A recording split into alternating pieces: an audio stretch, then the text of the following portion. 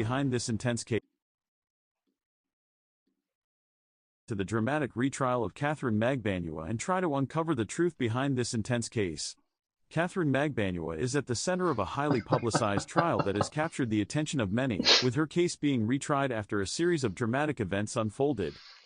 The original trial was marred by controversy, with many questioning the fairness of the proceedings. Key issues surrounding the trial included allegations of misconduct by the prosecution and discrepancies in the evidence presented. These concerns ultimately led to the decision to retry the case, with the stakes being extremely high for all parties involved. The prosecution was under pressure to secure a conviction, while the defense was determined to prove Magbanua's innocence. As the retrial commenced, it became clear that the outcome was far from certain.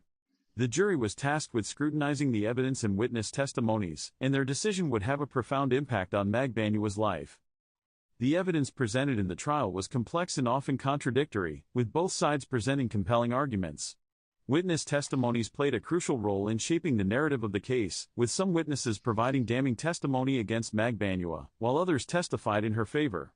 The legal arguments presented by both sides were also highly technical, with the prosecution arguing that Magbanua was complicit in the crime, while the defense maintained that she was innocent. The jurors were tasked with navigating these complex arguments and reaching a verdict. Detailed examination of the evidence revealed inconsistencies in the prosecution's case, which the defense seized upon to build their argument. The pivotal moment in the retrial came when a key witness testified, revealing a shocking twist that changed the direction of the case. This moment was highly emotional, with Magbanua and her family showing visible signs of distress.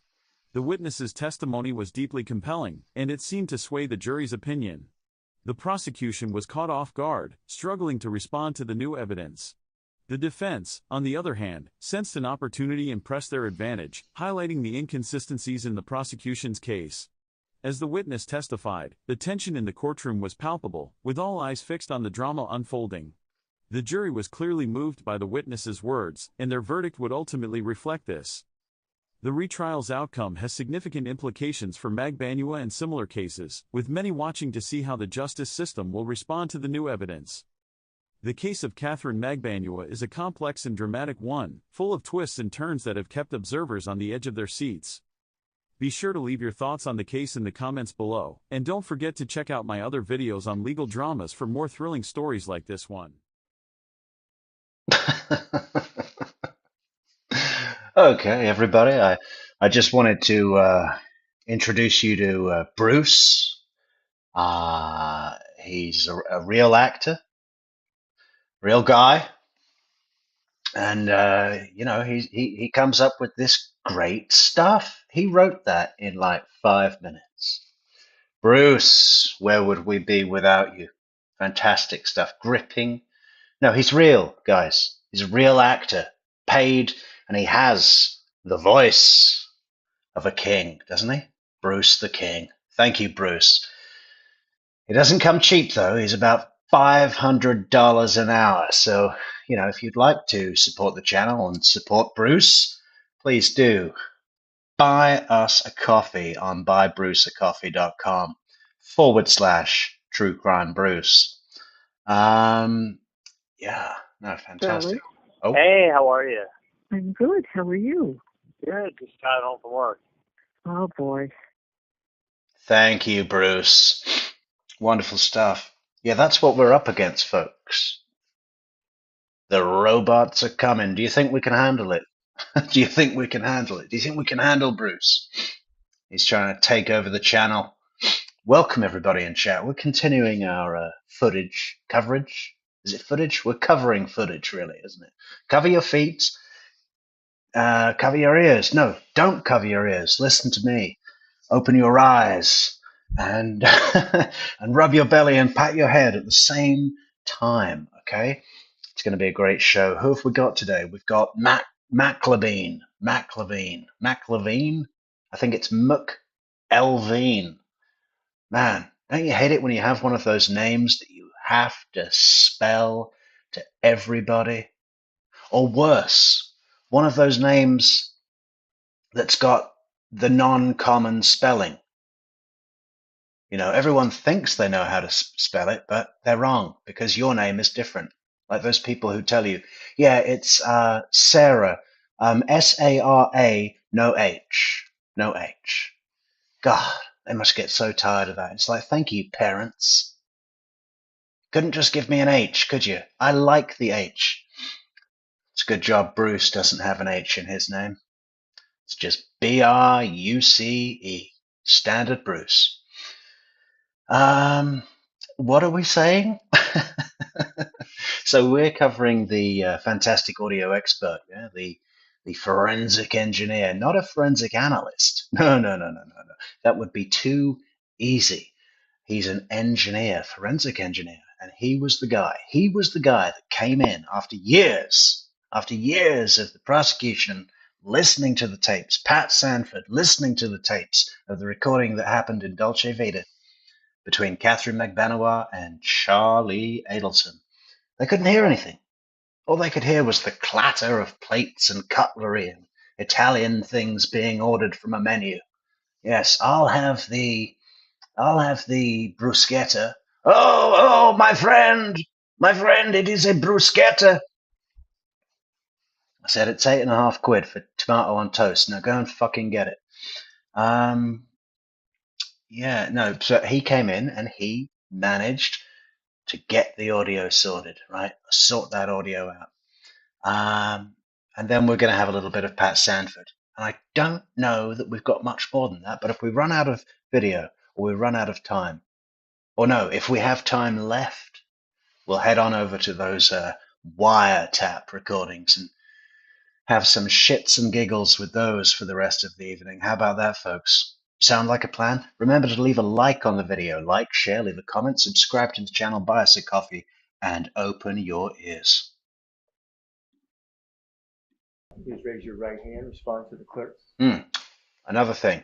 Please, anybody, whether you're a moderator or not, if the audio level of my microphone and the video is even slightly different, where's our resident Mr. Decibel? Derek. He's all the way in Los Angeles. He could be busy. You know, he's a rock star, so he can't always join us. But if anyone notices, just tell me. Just fucking tell me. Say, turn it up or turn it down. We need that level audio. Do you solemnly swear or affirm that the testimony you shall give shall be the truth, the whole truth, and nothing but the truth? I do. Please have a seat.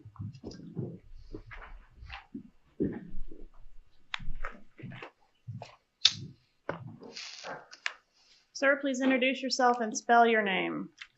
James Keith McElveen. The last name is spelled M-C-E-L-V-E-E-N.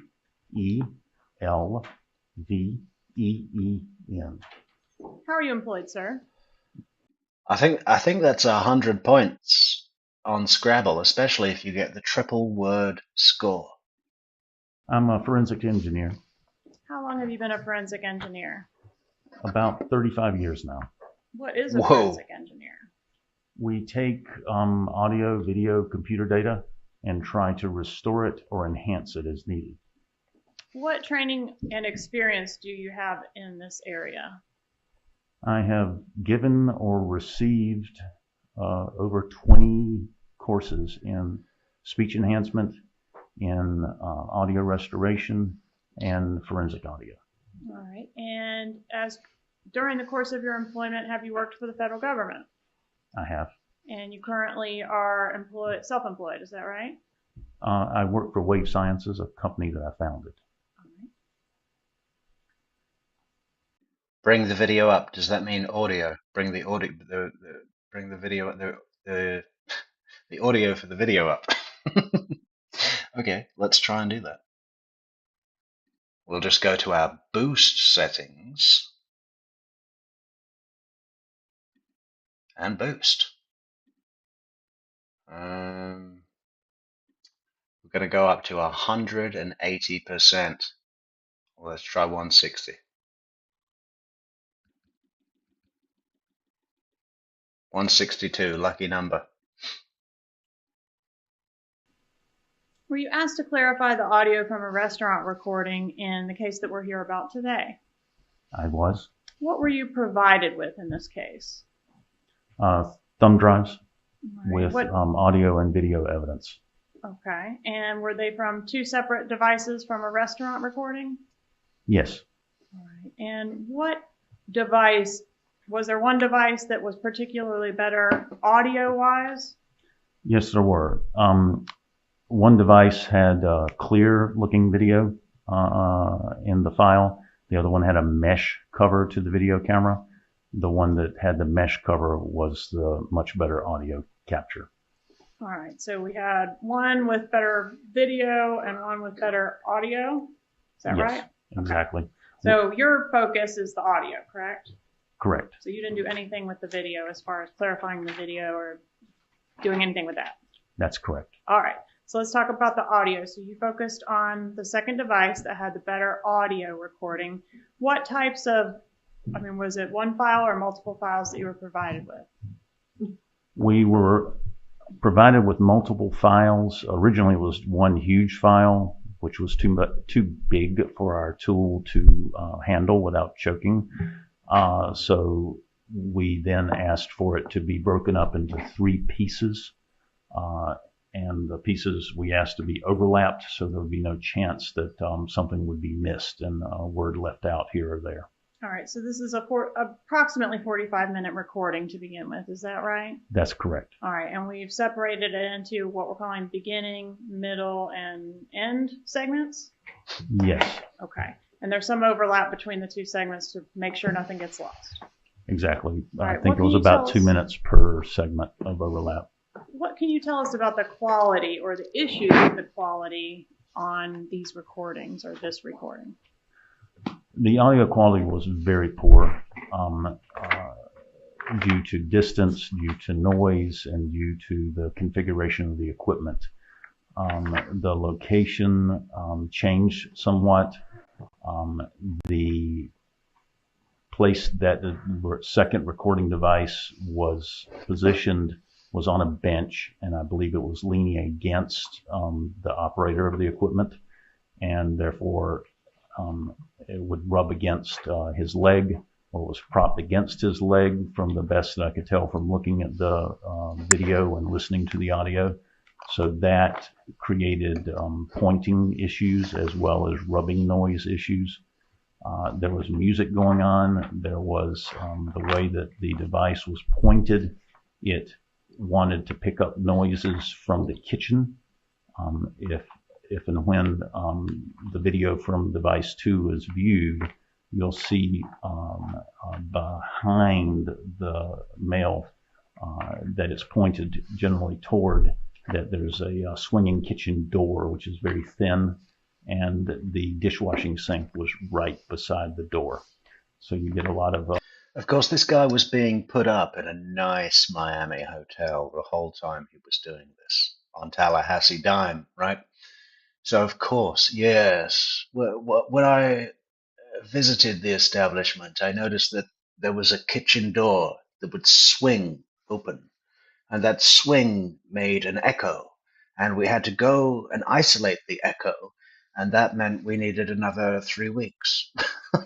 dish clatter. There was also like coffee grinder and blender noises and all kind of things going on. All right. Could you explain for the jury the processes that you employed to try to clarify or improve the audio of the voices on the recording? Initially, we used the standard techniques that have been practiced in forensic audio for the last 30 years. They yielded minimal improvement, some improvement, but not significant. So then we used our own tool that I mentioned earlier, and it works in a substantially different way. Instead of listening in a direction or trying to learn the noise, it tries to learn the person who's talking.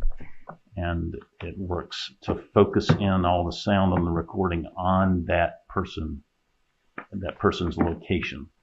So the easiest way to think about it is like with a camera, and you have a camera lens. So if I focus the camera on your face, things close and far away are going to be all blurry, but your face is going to be sharp.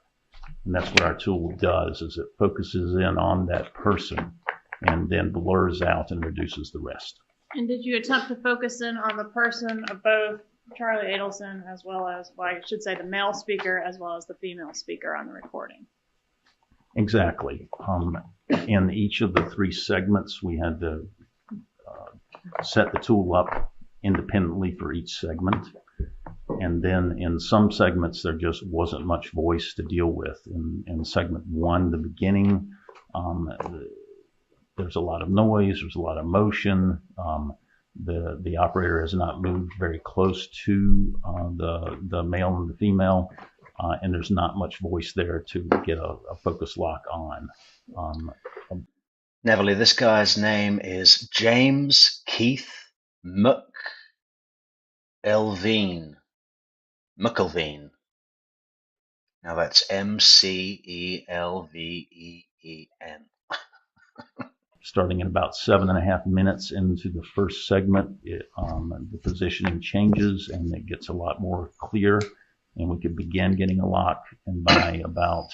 Why is he leaning forward? He's like an audio expert, so he knows he's got to position himself exactly at a 28-degree angle above the microphone for the optimal isolation vocal chamber. Yeah, 35 years.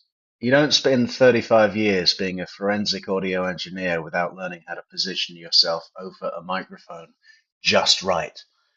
Maybe I should try that. Does it work? I am now at a 28-degree angle over the microphone. Has that improved things, guys?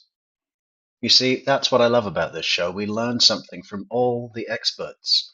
Maybe one day we will be called as an expert.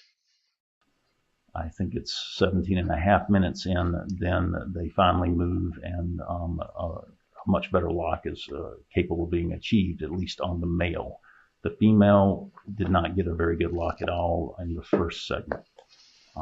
In the second segment, we were able to get a lock on the female for the first time, and the lock on the male was still good.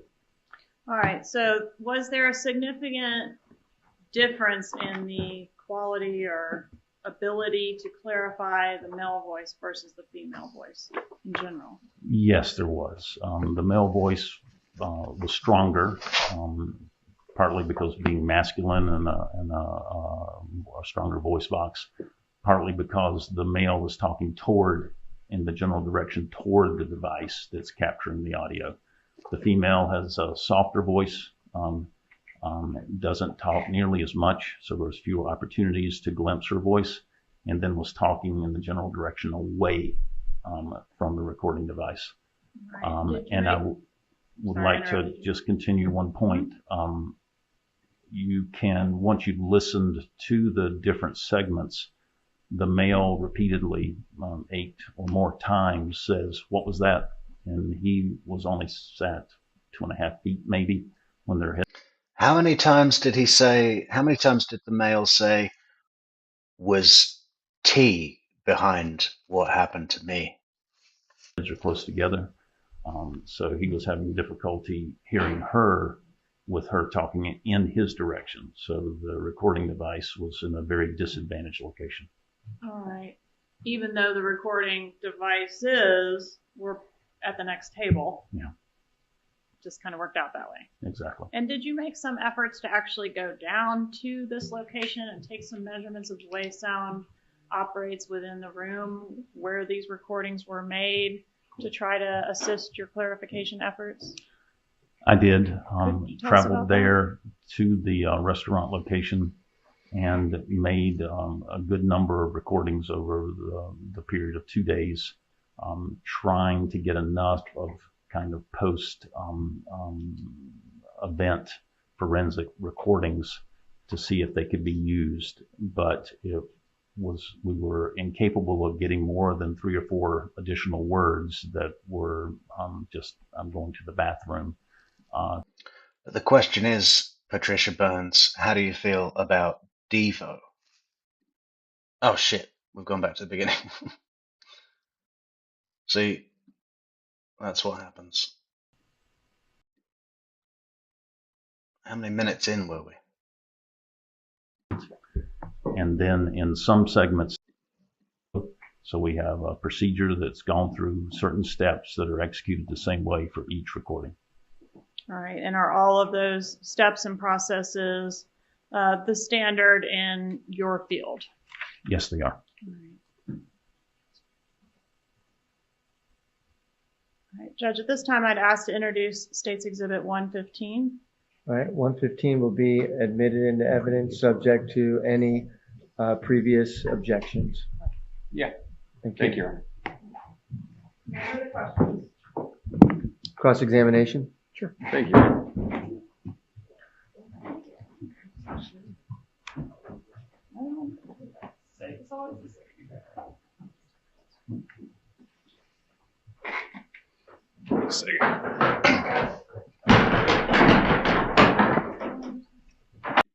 What is with this podium? They do this for like every witness. Better up here. How you doing? I hope you had a good flight down. Yes, thank you. Just a couple of questions. You'll be heading back to the airport. So, Ms. Katherine asked you about your best efforts. Let's go through the timeline. This recording is from 2016, correct? Correct. The government, they just came to you a couple of months ago, correct? That would be the second time and when we received the entire recording set, yes. All right. So into 2022, you get handed to you at a gas station parking lot halfway between where you're from in Florida, right? And you get handed the raw data. The raw data for device 2, yes. And that was in a gas station parking lot, right? Those shady FBI agents meeting you in a gas station parking lot to hand you the USB drive, right? Yeah. It's so weak, isn't it? I mean, that's his attempt to cast aspersions on the validity of the evidence. And it was handed to you where, sir? Gas station parking lot. Okay. Ladies and gentlemen of the jury, the evidence was handed to him in a gas station parking lot. And you're given a very short time frame to work on these items, correct? I think that perhaps you're confusing something else in the deposition. The first delivery that we did was using the standard techniques, and that was what we were in a rush to provide before the deposition. What we had plenty of time to do this second one where we refocused the audio. Okay, so let me ask that differently, and we're on the same page. The item that the government just gave you to enter in, which would be your enhancement, you just provided that recently, correct? Not that long ago. I don't remember the date exactly. But We're not talking years. We're talking like weeks and months, right? Correct. And there was a pressure to get this done within a certain time frame, correct? I can't say that I felt pressured to meet any specific date. Fair enough. So you were asked questions about the first segment, right? Yes. There's 3 total segments. In the first segment, which would be the introduction, the beginning, you can't make anything out. Yeah, Offer, and I forget whether this guy was the guy. He's the guy that did the enhancement for the audio. But I think at this point, he hasn't completed the enhancement. And he did further work before Charlie's trial, I think. Even though Charlie's been arrested at this point already. I don't think that they had the most enhanced version that to date yet. But that's from memory. But he testified in both trials for sure, yeah. We provided our best cleanup. Yeah. I would say that if you listen carefully, you can recover words, but it's not as good as the situation that existed by the time that the operation had progressed into what is captured in segments 2 and 3. Now, with respect to the equipment that was used to make the recording, you're aware of that, correct? I don't understand the question. The microphone that was used was a directional microphone. It has that capability. And your understanding of the one that was used here and how it was used is that it was pointed at the male, not at the female. It is my assessment as a forensics examiner based upon looking at the video and listening to the audio. But I should point out that the video is a fisheye video, so it's distorted. Sort of like when you're looking at somebody outside of your door, that type view? Yes, okay. And that makes it very difficult unless you have special training in doing the undistortion of that type of camera image to be able to say exactly where it was pointed. All right. But based on the audio that you've reviewed, is it your belief that it was focused on the male and not on the female? It's okay to agree. I would not use the word focus. Okay. And I would say that the device was turned toward that table, but the way that the audio pickup, and because of the acoustics I explained earlier with the male talking more in the direction of the recording device and the female talking, the voice is propagating away in the general direction, that the net effect was that he ends up being the prominent voice. Okay, we can agree on that what is more prominent is the male voice. Correct. All right. Now let's talk about Dolce Vida. You recently went down there and you took a look at the restaurant, right? Yes. So it's not a big restaurant, is it? No. Is it bigger or smaller than the well? So from the bar there, from the judge all the way back to these tables to the jury to the screen? By volume, it's a little bit bigger. It's longer. But not much bigger. Not significantly bigger. From you to where? To what row? Are you talking about from the front door to the very back at the kitchen door, or what dimension are you asking about? Wherever a patron could go. A patron is not going to walk into the kitchen. If I'm positioned roughly at the front of the establishment and the first table as they were configured when I went, which is not necessarily how they were configured during the original operation, then I would say that the distance is probably to the kitchen door was probably about the third to fourth row of bench seats in the rear. Okay, so you're at the entrance, the third to the fourth row right there, that's going to be the back of the restaurant. Yeah, roughly, this is just my rough estimate, roughly. Yes.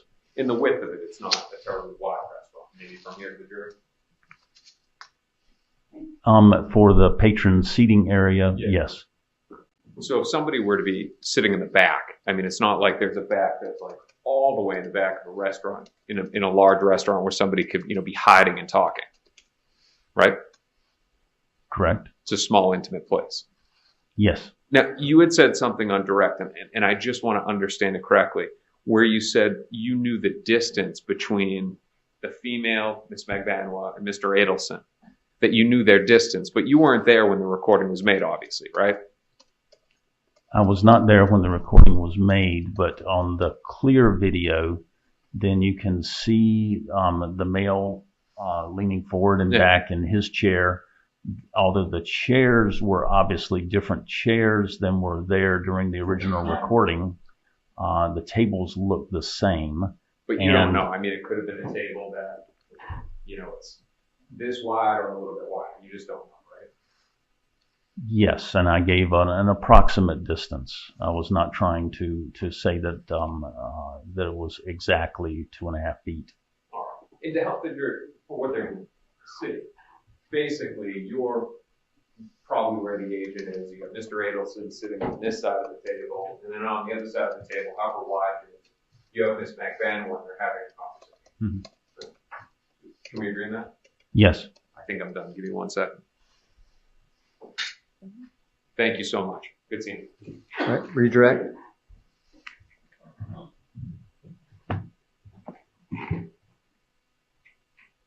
So the thumb drive that I showed you that you etched your initials into, this is your final audio product, correct? Yes. Okay. And does this contain video as well or no? I would have to go back and look at it again, but what I returned by thumb drive, I believe, for the final process did not contain video. Right. The first delivery did contain video where we used the standard enhancement techniques. Okay. But I do not believe that's not the thumb drive you have in your hand. The thumb drive I have in my hand is the final product, right? That's correct. Okay, and that's the final best effort on the audio. It is. Okay, but you have also had an opportunity to review the exhibit that my office prepared with your best effort audio as well as the video from the equipment that was in the restaurant that we talked about earlier that had the better video. I have. Okay, so those two things were put together, and is that fair and accurate? Yeah, I remember him testifying for a lot longer in Charlie's trial. So there's definitely, he did more work on it after this trial and got a better result. I'm pretty sure that's what happened. Exhibit of the video that you were initially provided with along with your best effort audio.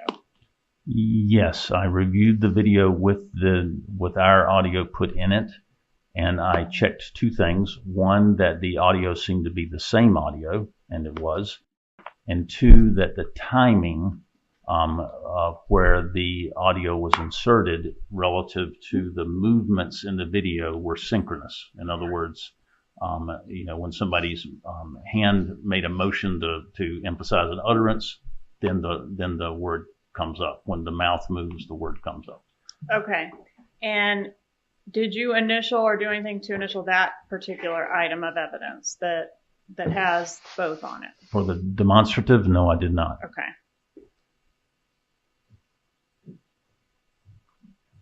Judge, I'm going to ask for a brief recess at this time so the witness may review the exhibit and tell us whether it is in fact his audio on the video as discussed.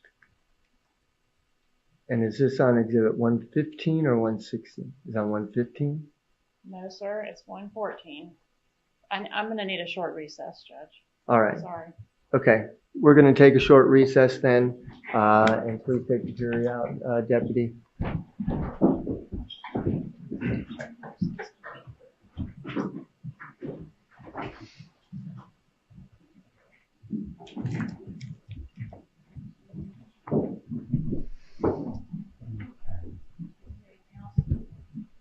Make sure that I can get to. I think I have an adapter that will put it in there. Yes. All right. Jury's out of the courtroom. The door is closed. Please be seated. So I think what I've done, Your Honor, is introduced the final product, which I intended to introduce with this witness, along with his final product, which is 115. That's correct. All right. Is 115 just the audio?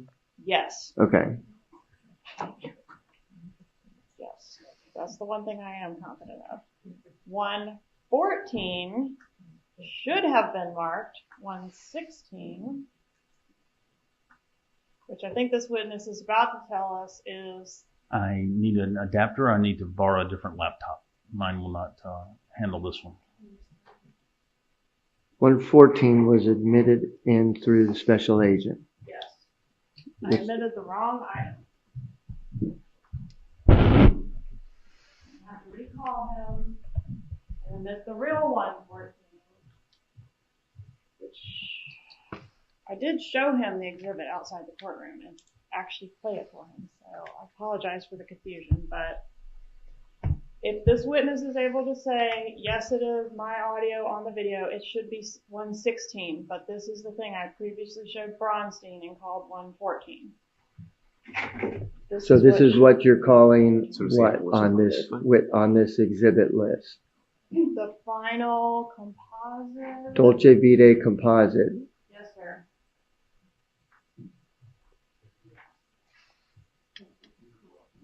$114. I basically just didn't show him 114. I showed Bronstein 116. All right. That's what I think I did. Okay. So I'd ask the initial question. Right. 114 right. is original surveillance raw data. Correct. And I do have that exhibit, which we can introduce now by stipulation, or I can recall Bronstein and do it again. Stefan? All right. I just want it labeled 114.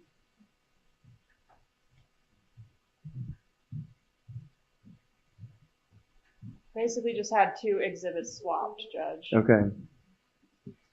And since they're all just thumb drives and this, it's really hard to tell what's correct. So 114, the surveillance, you showed him 116. You'd need to bring him back to show him 114, which would then be admitted subject to any other objections. We can have that stipulation, then, or the state's going to recall the witness. So, Your Honor, and we were discussing it here, we fear that there, in the off chance that there's a mistake, something goes to the jury that they go through whatever steps they need to go through to ensure that it is the exact item. Okay, this is 114. What should have been introduced as 114 and what I would introduce as 114 with Bronstein is currently playing right now, so the defense can check that out. It's the same item that was previously entered in the previous trial through Bronstein. Got it out of the clerk's office. Remarking it. Okay, so basically what we're doing right now is 114, which was shown to Bronstein, which 116 was shown to him. 114 is withdrawn at this point, unless it's stipulated to by the defense. Correct.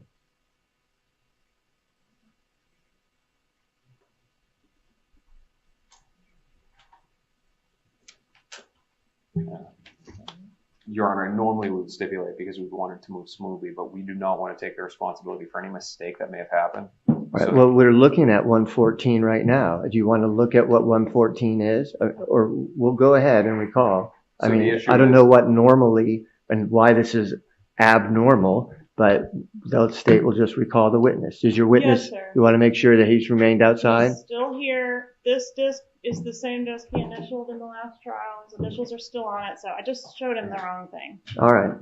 Your Honor, just so Your Honor knows, the issue is that we've had so many enhancements in this, I can't just look at it and say that's the right This is the raw data. This is not the enhancement. I understand, and I can't just look at it and know that that's the raw data. She can show it to you. But there's no way for us to know if that's the raw data or one that was minimally enhanced. There's so many different versions of it. How? Okay, then he'll have to identify it then. That's fine, Judge.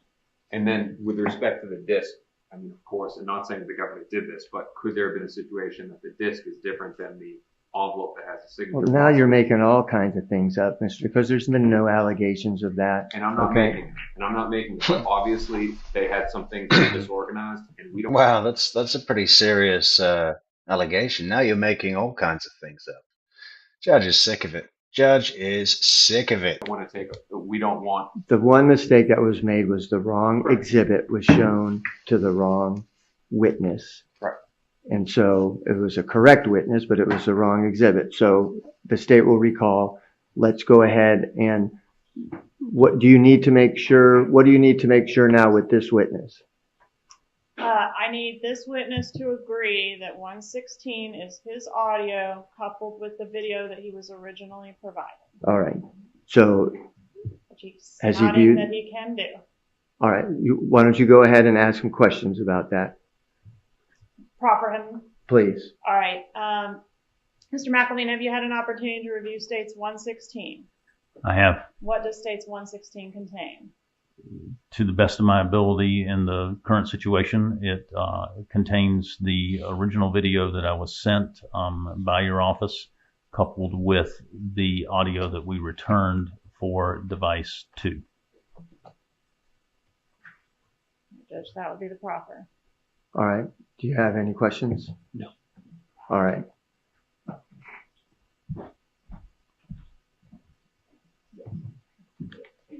Okay, so we can bring the jury back in. Yes, You'll sir. ask for it to be admitted through this witness, I'm gathering, correct?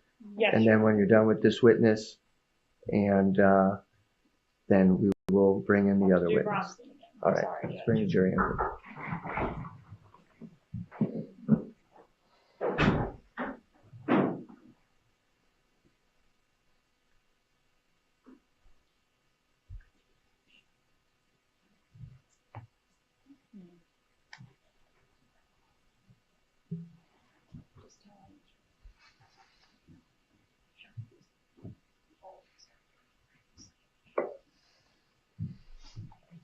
That's all this defense team has offering. I mean, just listen to the fucking evidence against their client. Any opportunity there's a bulletproof witness, they're just like, yeah, so the evidence you received, that was in the gas station, right?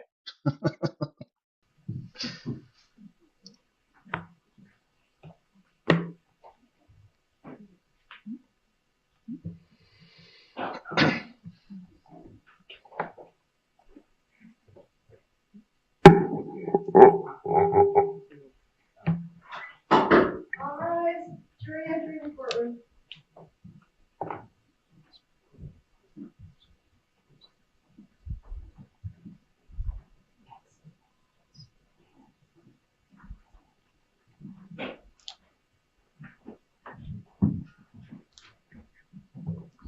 Please be seated.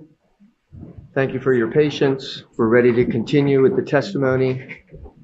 And Ms. Kappelman, we're ready to proceed with your continuation of the redirect. Thank you, Your Honor. Mr. McElveen, have you had an opportunity to review States 116? 116, I have. And does 116 fairly and accurately contain a copy of your best efforts on the audio as well as that video that we talked about coming from the other device? Are you calling this one 116? Quit.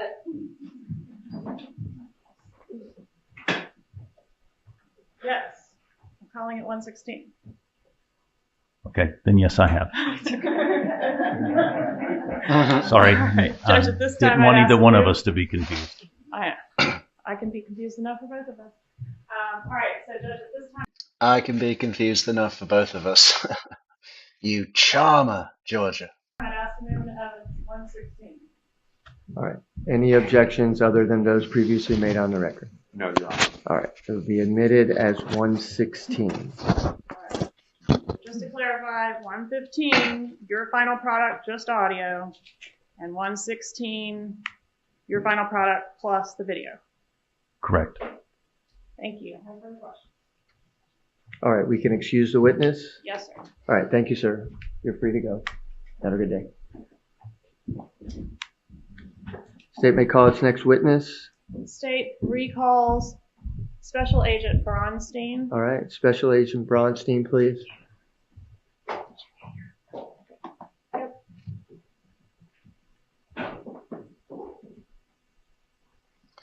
Nice respectful nod that Mr. McElveen gave to Georgia there. It was almost like Thomas Cromwell or something.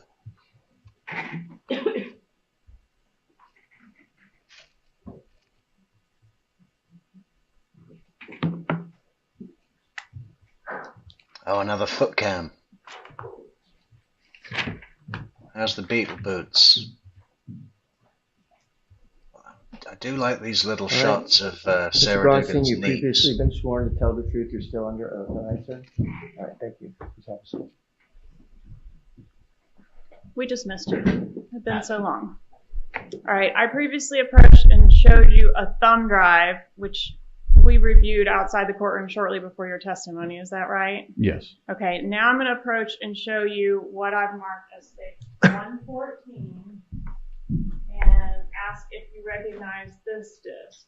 Yes, those are my initials. Okay. And did you previously review this disc and initial it as containing all of the raw data from the recording devices that you and your fellow agent carried into the restaurant to make these recordings? Yes.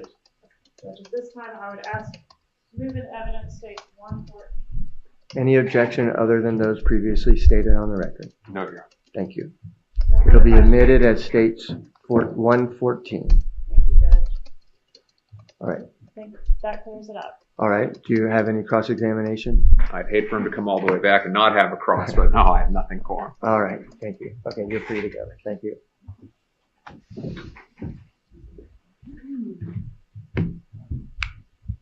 All right. The state may call its next witness.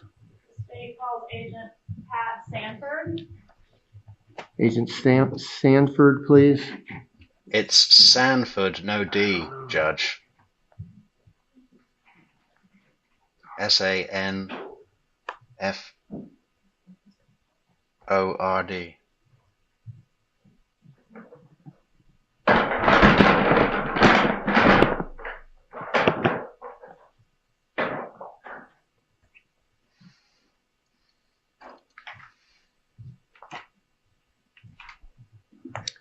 Good afternoon.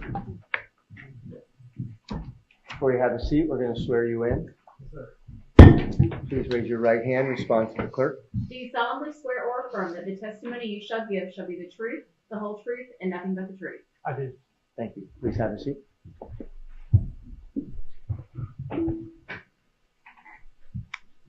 Sir, please introduce yourself and spell your name. My name is Patrick Sanford, Sanford. First name is Patrick. I'm Told you. a special agent with the FBI. How long have you been with the FBI? Approximately a little over 23 years. Were you involved in the investigation of the murder of Dan Markell? Yes, I was. What was your role in that investigation? Initially, I was just brought in just to assist with some leads and some follow-up things that were out of town, out of Tallahassee, and out of state. And as the investigation went on, I got more and more involved. When you began, what agency were you assisting? The Tallahassee Police Department. And then as you became more involved, was that because the investigation grew more and more into areas outside of Tallahassee? That's correct. All right. And did you become sort of like a co-lead with Isom, who we previously heard from? That's correct. All right. Was this an unusual arrangement for the FBI to assist local law enforcement, or is that something the FBI does routinely? No, we do it routinely. We work with all law enforcement, state, local, and other federal partners. Are you familiar with a Luis Rivera and his role in this case? Yes, I am. All right. And are you aware of the defense allegation that there must have been some connection between either Garcia or Rivera and Charlie Adelson? I've heard that. Okay. And did you consider that possibility in your investigation? Yes, I did. Did you investigate that possibility? Yes, we absolutely did. All right. I want to kind of have you walk us through the investigation,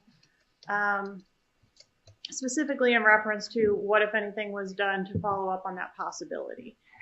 Let's talk about Rivera. Rivera was subject to a RICO investigation unrelated to this case, correct? That's correct. And that investigation involved multiple gang members. Is that right? Correct. Were there like 20-something gang members indicted along with him? Yes, I believe so. And were those all Latin King folks? Yes, it was a Latin King organization. Okay. Was there And Latin Queens. a wiretap associated with that case? Yes, done by the DEA and ATF. All right. And agencies. again, that was investigating some racketeering things totally unrelated to this murder, right? That's correct. And the reason why I ask about the wiretap is because Rivera's phone was wiretapped, right? As part of that, or his calls were listened to as part of that wiretap. Yes, they were. Okay. And was there any communication on that wiretap between Rivera and any member of the Adelson family? No, there was not. Was any member of the Adelson family on that wiretap talking to any Latin King gang members? No, there were not. We scrubbed those records thoroughly. Passed the numbers to the DEA and ATF, those case agents, and thoroughly went over it with them to find any connections between any of the parties.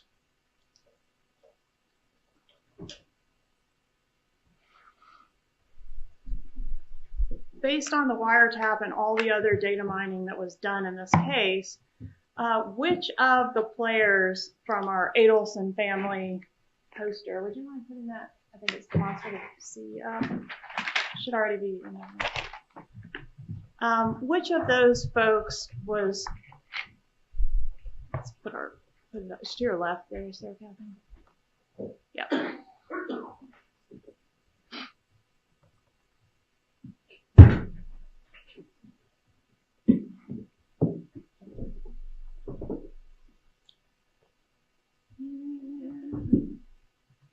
Okay.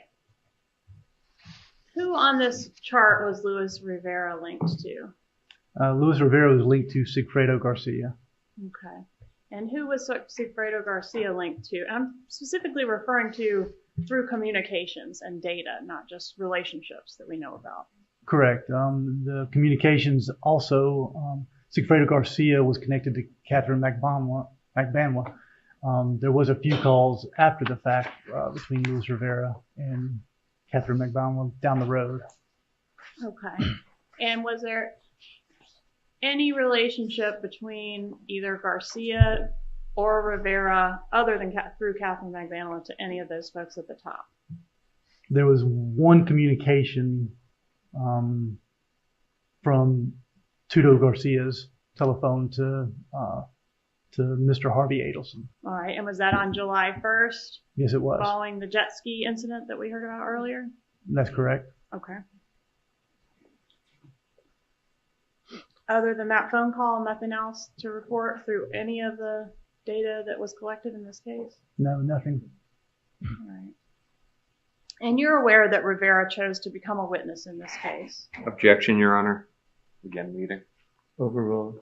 Let's put it in the form of a question for now on though. Are you aware of it? I'm sorry, repeat the question. Are you aware that Rivera is a witness in this case? Yes, I am. Okay. And when he became a witness in this case, did he enter a plea or a plea negotiation? Yes. Kelly O'Brien, Brian O'Brien. Kelly, why does it say Kelly and not, what was it? Fraud, shit, what was it? I've written it down. I am a certified fraud examiner in good standing with the Association of Certified Fraud Examiners. Why doesn't it say certified fraud examiner here, Kelly? Cooperation agreement. Correct. Okay, and is that something that you decide if that happens or not? No, I had nothing to do with that. Do you decide what the terms of that are? No, not whatsoever. Okay, but when we acquire a cooperating witness, we bring in law enforcement to conduct the questioning and follow up on anything that is a lead from whatever they tell us. Is that right? That's correct. Okay. And did you do that in this case with Rivera? Yes, I did. Were you present when he gave his proffered testimony on September 30th, 2016? Yes, I was. All right. And that wasn't the first interview you've ever done of a suspect, was it? No, it wasn't. It's not your first case, is it? No, it's not. All right. Did anything seem unusual to you or unethical about the way that the interviews were done of Luis Rivera? No, not at all. Did anybody spoon feed Rivera the information? No, actually just the opposite. We let him talk and tried to just get him to tell us what happened next. That way we're not eliciting any information out of him and not trying to guide him through what we want him to say. We want him to tell us the truth. And that's what we were trying to do, is gauge his truthfulness. During any of the time, can you estimate how much time you spent with Luis Rivera through the course of this whole investigation once he became a witness? Oh, wow. Including the car trips? Sure. Yeah, including car trips, which were very lengthy because we drove for several hours back and forth. Probably a good 30 to 40 hours. All right. And at any time during those 30 to 40 hours, did Luis Rivera refer to his paperwork or police reports in order to answer any questions that law enforcement had? No, not at all.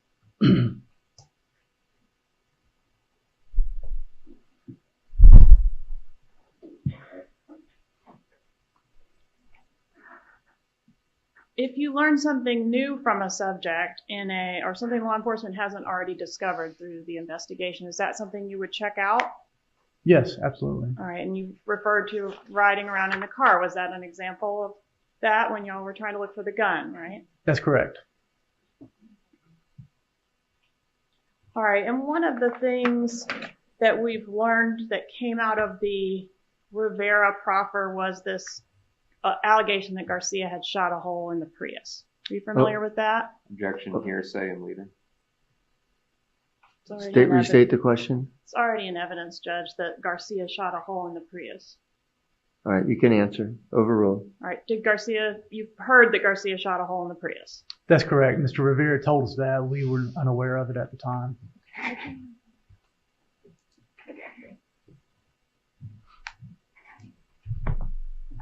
Publishing State Exhibit 50. That was previously something that was unknown to law enforcement, wasn't it? That's correct. And law enforcement at the time that Rivera gave his proffer, hadn't they already found the Prius? Yes, we'd already found the Prius and done a search of it at the time, the first initial time. And during that initial search, prior to Rivera's proffer, did you discover the hole in the Prius? No, they did not. All right. So as a result of Rivera's proffer, what did law enforcement do? We reacquired the vehicle because it was owned by a private company. Reacquired the vehicle and did another search of it, and then lifted up the carpet basically and searched the floorboard, and then found the hole, and then underneath it found where the gas line had been severed and had been repaired. That must have been a good moment, huh?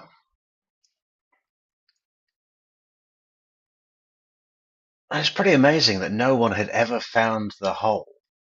They reacquired the vehicle in 2016, so it had been 2 years where this roadside repair was done on the gas line. I mean, it must have been a pretty good repair.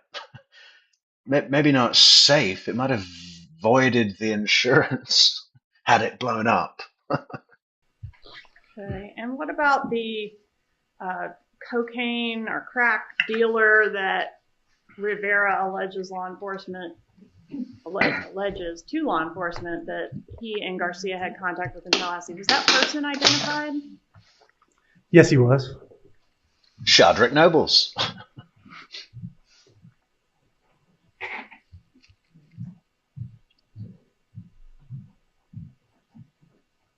All right, and that person also showed up in the phone records, correct? That's correct. Did you participate in a second meeting with Rivera on October 4th, 2016? Yes, I did. All right, and was there anything unusual or unethical about the way that interview was handled? No, it was not. Was anyone Objection, improper bolstering. Overruled. Was anyone spoon feeding or signaling Mr. Rivera as to how he should conduct himself or answer questions in that interview? No, absolutely not. Can you describe the efforts that were made to recover the firearm, the murder weapon in this case? Sure. We took Mr. Rivera out of the jail with a team of law enforcement officers and drove him down the route that we knew he took from his cell site data, basically. And it was down I-10 and down 75 all the way through Tampa back down to Alligator Alley. So we drove him looking at each and every bridge. He described a bridge to us over water. And we stopped at basically every bridge on the way down and tried to refresh his memory to see if that was the right bridge or not. The first trip, he was not really able to come up with an exact bridge. He had some that he thought might be it, but he wasn't positive. So we went on to the next bridge, and we went to the next bridge, and he wasn't sure. Then we took another trip with him. I don't remember the date of that one. It wasn't long after. Took him again down to do the same thing, and he came across one of the bridges that he'd originally said this might be it, but I'm not positive. Looked at it again. We got out and walked around a little bit, and he finally said, I think this is the right bridge. After that, I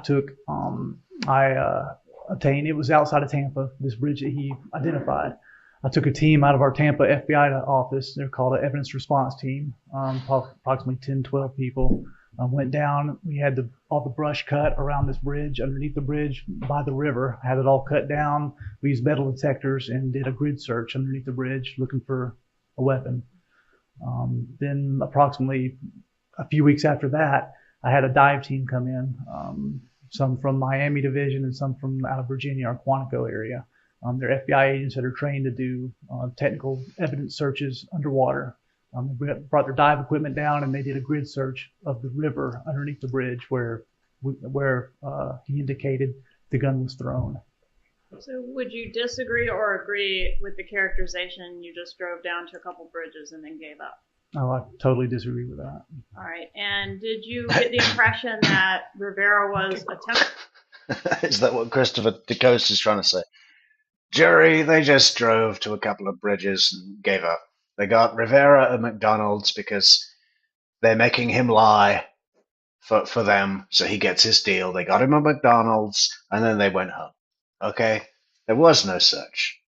Attempting to help you find the gun or taking you on a wild goose chase or something else? Objection. Improper bolstering. Overruled. No, I believe that he was trying to help. He was at the best of his memory. The bridge that y'all kind of settled on and did the more extensive work to try to locate the weapon, can you describe like what kind of water was passing underneath there? Is it a situation where the gun could have been carried away by the current? Yes, definitely. It's one of the bridges, and there's multiple of them going around Tampa right there. But it was one of the bridges. It was a large body of water where Tampa Bay comes up, and actually the tide fluctuates underneath there. Next to the bridge was also a pathway, a walking path, where people had obviously been going. How's the audio, guys? Still equal? Pat Sanford over here with his booming FBI voice. Is it, should I turn him down? What do you think? Down there and fishing underneath that bridge. They probably parked along the interstate. You could drive off the interstate. Hey, how are and you? park. I'm good. How are you? Good. Just got home from work. Oh, boy. Thank you, Riding Shotgun, for the coffees. Yeah, and we do have a goal at the top of the chat, guys. You know, well, should I explain this? Maybe I will in a bit. Call it a pig trail, where there's clearly the brush is knocked down and it's bare, where somebody could walk and go down and fish. And how long after the gun was deposited are we looking for the gun? Oh, wow. Approximately 2 years later. I don't remember the exact date. All right. Thanks, Ryan, for letting us know the audio is good, and thanks for those coffees. So somebody could have picked up the gun in the intervening 2 years. That's Objection, speculation, leading, move to strike. Overruled. Assuming you had the right bridge, there was opportunities for someone to interfere with the gun being there. Sure. All right. And were there other bridges that were similar? I mean, did you think there were a bunch of bridges that looked the same? There were, absolutely. All right. So bottom line, never able to find the murder weapon. No. But no question that our victim was murdered, right, with a firearm. That's correct.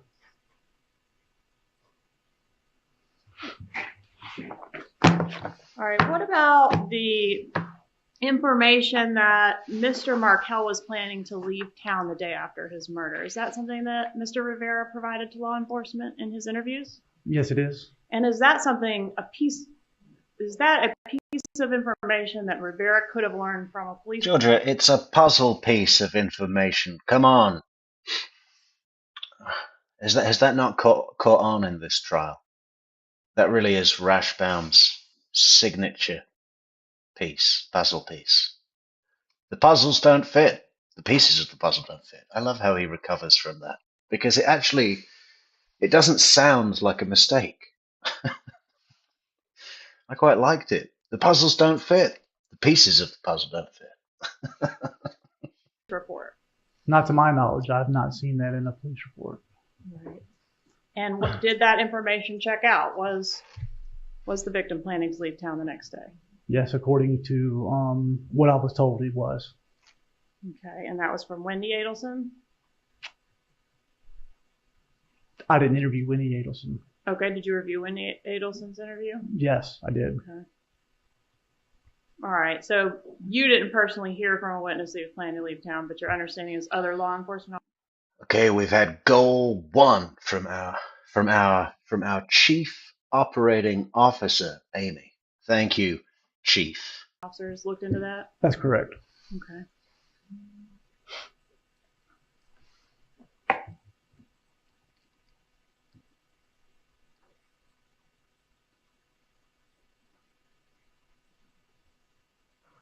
All right, let's talk about Katherine Magbanua. Did you participate in the investigation of Ms. Magbanua as a suspect in this case? Yes, I did.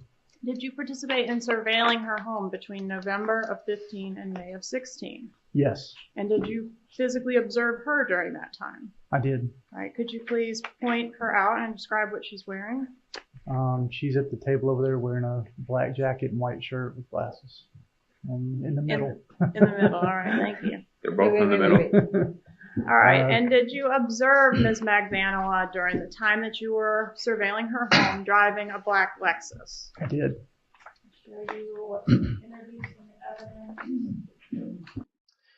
Thank you, Mr. C, for that fabulous super chat. Justice for Dan Markel. That's why we're here. That's why it is that we do what we do.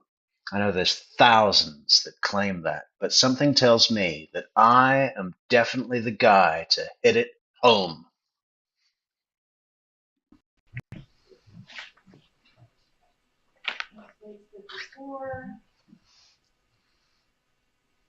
You recognize this exhibit? Yes, I do. How do you recognize it? That was a photo provided to me by a surveillance team out of Miami. All right, and Oh yeah, there's people in the vehicle. Look at it. Look at it. He's got the big Mercedes. I do kind of like I do kind of like the Lexus.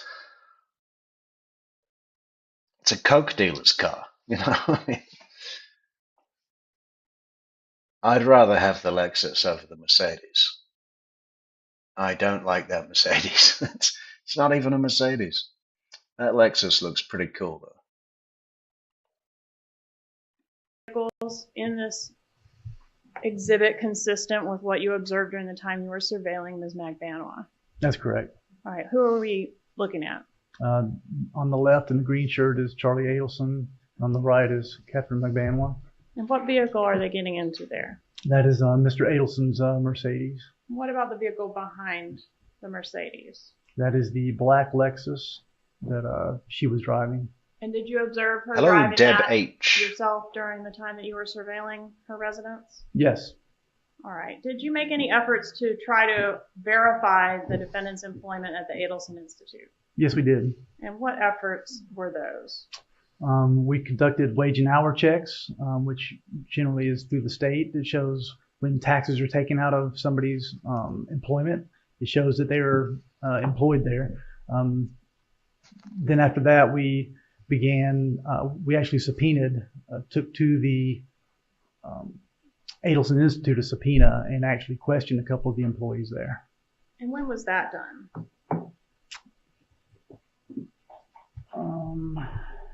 To refer to my. You may.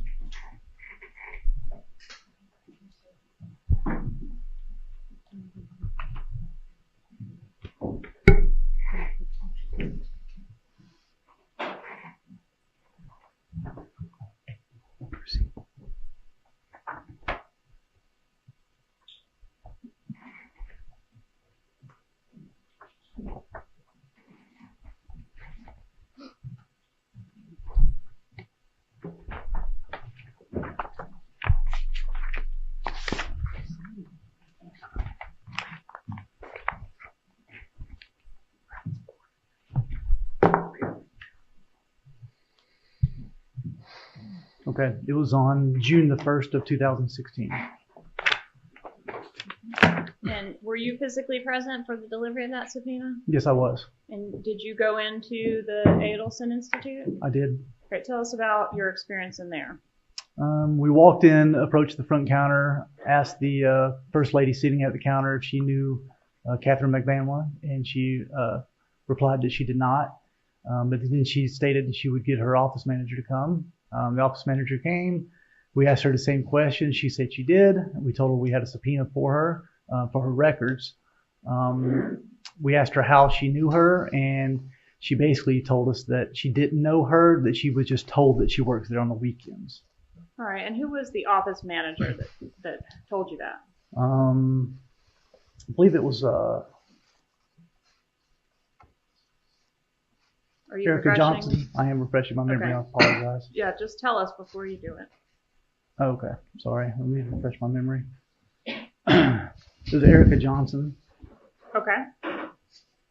And were you up on the wiretap at the time that you entered the Adelson Institute? Yes, we were. All right. And was a call made from Erica Johnson to Charlie Adelson while you were present in the Adelson Institute? It was. And that was a recorded call? Yes. All right, Judge, at this time, I'd ask to publish what's been previously introduced into evidence as states 100. Okay, you may publish.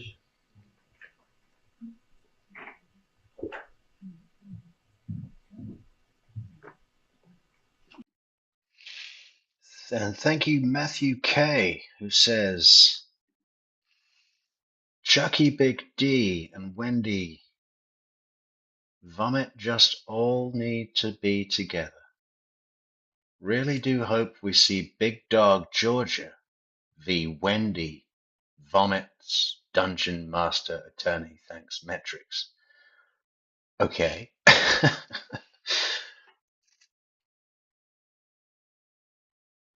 I need to read that again. That's beautiful. That touched my soul. Chucky, Big D, and Wendy Vomit just all need to be together. Really do hope we see Big Dog Georgia v. Wendy Vomits Dungeon Master Attorney. Thanks, Metrix. Yeah, right? I mean, so do I.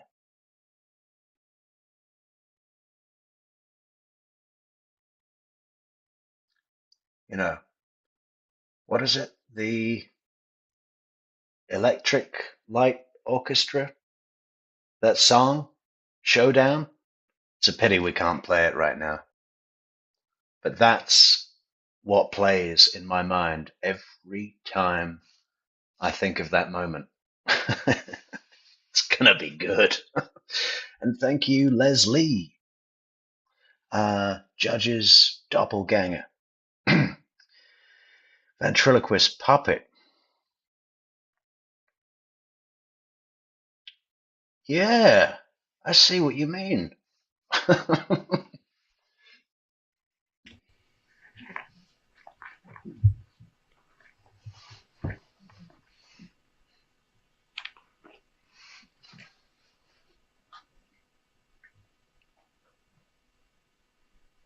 what's going on?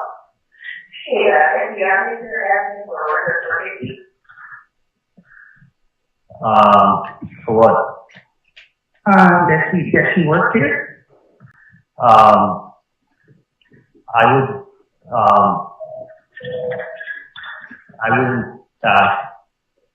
get anything. Yeah, and they asked, did she work here? I was like, yeah, she works here, but I don't know what you want. So the reference sent there. Erica. Yeah.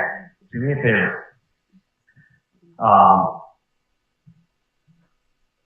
I'm not there right now. And I'm in surgery. But it's not my office. It's my dad's office. So I can't give anything out. Right. So I don't have access to it. I don't know where anything is. Okay. So you don't have access to anything. So I don't know everything is either. Yeah. So I would do this. I would. Can you hear the panic and fear in his voice as he's trying to maintain his cool, trying to think on his feet, but feels the walls closing in? The FBI are in the fucking dental office asking for the employment records. How many things are going through his mind right now? I mean, that is tough. That's sweat time. But, because he's on the phone with Erica, who's, not complicit in this, he needs to maintain her. But you can just hear him fucking scatterbraining the fuck, right? He must just want to get in his car and drive away. I would not speak to anybody. You can do whatever you want, but I don't. It's my dad's office. I've lost the sound. Yeah. So I don't have access to any of that stuff. Okay. So to my dad, and I'm sure they'll be able to get whatever they want from them. Okay, understandable. So if I had it, listen, you can talk to whoever you want. I shouldn't say don't talk to it, but no, whatever you do. Yeah, I shouldn't say don't talk to it. Talk to whoever I'm playing you want to talk to, but it's not my office, and it's not your office. Right. So you don't have records to give them, and I don't have records to give them, so I'm sure they'll be able to help them out in any way, any way they can. Okay. So that's what I thought. Tell them that it's not, I mean, it's not my office. The office was sold back to my dad, actually, a long time ago. So tell them that so it's actually you're talking to the wrong Dr. Adelsons. Right. So what you need to do is tell them that you will get in contact. So to tell them, I mean, it's not your office. You can't do that, right? No, yeah, they said within 20 days of Florida statute, provide a bill of cause, with Are they there now, or are they just standing? They're there, but you know, I'm in the back. They're just waiting for me to come back. Oh, and they want records? Yeah. Do me a favor. I'm going to call you from the landline on your cell phone, okay? Okay.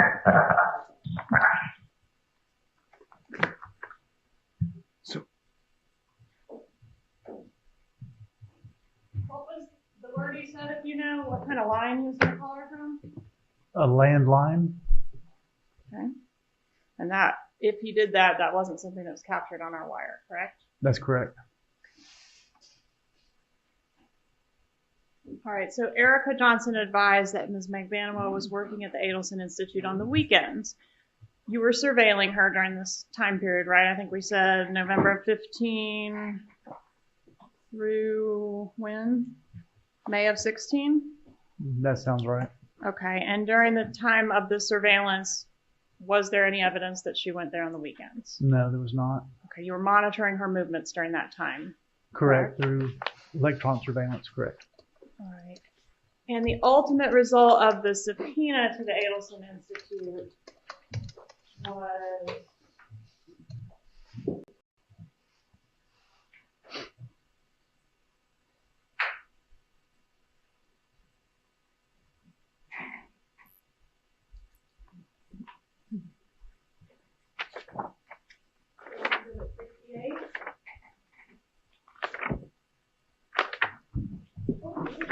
one of us had to. All right, so State's Exhibit 68, basically just a list of paychecks, right? Correct. All right, was there ever any other information provided consistent with an employer? No, there was not. I don't want to talk about what we've called the bump that occurred on April 9th. Hey, look, Michelle's given us a nice segue to tell you about our goal tonight, guys. Michelle says, had to jump out. My mama called. Gotta talk to your mom. Speaking of mothers, my mother is coming over to Portugal on May 4th. And I had an idea today. I was in the the tech store. I was looking at a computer because this little old pink computer that we've got here, as great as it is, if we try and do anything real, smoke comes out of it. Okay, it's really not designed for this kind of work. It's been great. It's got us to this point, but now I think we can do better. So I was looking at this computer, which is like the shit. But the thing is, in Portugal, they don't export anything. So any tech thing, anything that has to be brought in because of the nature of international commerce, it's pretty expensive. You know, stuff like that's a lot cheaper in the UK. Plus, the keyboard is in English, which helps. But no, we've got great plans for that, guys. Great plans. Now, I'm about halfway there myself of the budget, so I'm putting it up. But it'd be great if over the next 2 weeks we might be able to raise through super chats and coffees enough to put up the other half so I could get my mother to pick one up and bring it over. So that's the nature of the goal tonight. And you know, there's so many things that we've got on our to-do list to do for the channel, to do for you, to do for ourselves, to do for Soap. Well, not so much for Soap. She's pretty happy with a tennis ball. But yeah, no, that's the plan. So if you're enjoying the show and you want to support it so it can get better and you can have better content, there's a goal at the top of the chat. We've got, 100 people in the stream right now. We don't even need half of you. I mean, If we get more than half, that'd be great, but I doubt we will. And that's fine. We do everything we do for free. But on occasion, it's nice to just tell you a bit about our plan of what we want to do to improve improve the offering, and sometimes people are happy to contribute. So if you are, you are. If you're not, that's fine. And yeah, the goal is at the top of the chat. Also, of course, we've got the links down below for buymeacoffee.com, the memberships and the Patreon and all of those good ways. But really good ways is buy me a coffee and the goal at the top of the chat. Charlie. Hey, how are you? I'm Hey, good. How are you? Good. Just got home from work. Oh, boy. Oh boy. Thank you so much, Pinto, for the 5 coffees on buymeacoffee.com. You see, we make an announcement. I know a lot of people go, shut up, stop begging, stop begging. I'm just trying to be constructive and tell you about our plan. Because there's an opportunity, I mean, even if I ordered one from the UK, it's not in the EU anymore, so there's import tax, which makes it the same price as one here anyway. But if my mother can bring one on a plane, different story, right? Then we pay British prices for a British machine, and it's cheaper and it's better. And just imagine what we'll be able to do then for the channel. Okay, story over. And thanks so much to anyone who can support. 19th, 2016. Were you involved in the bump? Yes. What was the bump? The bump was basically a way for us to get activity started. We had the wire going, and we figured that they probably weren't talking about anything anymore since it's been over a year since the homicide had occurred. So we wanted to generate information to make them believe that Mr. Rivera, who's currently in prison, was cooperating, or actually not cooperating at that time, that he was actually talking to other jailmates, other cellmates and people in the jail, and had actually provided information about the murder to somebody else, and that person was trying to extort the Adelsons for more money. All right, so just to clarify, this is before any arrest in this case, correct? That's correct. Was it, and it was obviously before Rivera's cooperation or any statements from Rivera to law enforcement? That's correct. We wanted to keep it quiet, so nobody knew that we were actually on to them. All right, and so whose phones was law enforcement authorized to listen to? It was Charlie Adelsons and Katherine Magbanua's. All right, and we watched a video of the bump, and the names Katie and Tuto and Tato are all used by the undercover. Why? What was the strategy behind saying the names to Donna Adelson? Well, because the Adelsons were already in the public limelight. They had already been put in the media as possible suspects because of the divorce. So we knew that she was probably already getting maybe allegations from people, things like that. So if we just went up to her and gave her a note that said, pay us money, we know what you did last summer, that she would probably throw that in the garbage without any legitimacy. So we had to create. It's a Mac, Leslie, and laptop, but it's large. And I've looked into it pretty extensively, and that's the one. I think that's the one that's going to do the job and do the job for a long time. I mean, it's going to be good. It's going to be good. The idea that it was Mr. Rivera in prison who committed the murder, who was part of it, that was actually telling people what had happened to give it legitimacy. And we thought if it was legitimate, it would get back to the people that committed it. All right. And so the idea was if it seemed like inside information or detailed information, they would take the threat seriously, and the information would travel through the conspiracy, and we'd be able to see who's in it, who are the conspirators. Correct. It would follow the same pattern that we had noticed in the phone records. Okay. Have you seen, let's see, State's Exhibit 83 was what we call a bump wire. So funny, isn't it? Because the layering that they thought was the very thing that would prevent their discovery is the thing that the FBI used to catch them. This thing about, okay, we're never going to all talk, okay? So I'll call you, you call her, she calls him. And the FBI were like, okay, so we can predict that is going to happen. And if we do this test, if we do this little bump test, will that happen? Probability says yes, and it did. Yes. And States 83, do you know if this is the actual, I know this isn't the thing that was handed to Donna, but is this the same photo and article that were handed to her? It is the same photo, exact same article, just not the original paper that was given to Donna Adelson. All right, and did you document what was handwritten on the piece of paper that was actually handed to Donna Adelson? Unfortunately, no, I did not. Okay, meaning you didn't take a picture of it or a copy of it? Correct. Okay, what about in a police report or a 302 as the FBI calls them? Yes, we documented there. Sorry, yes, we did document there. All right, so we do know what was written on there. Correct. Okay, what was that? It was the number $5,000 and a phone number. All right, and that was an FBI undercover phone number? Yes, it was. Belonging to Agent Jimenez? Correct.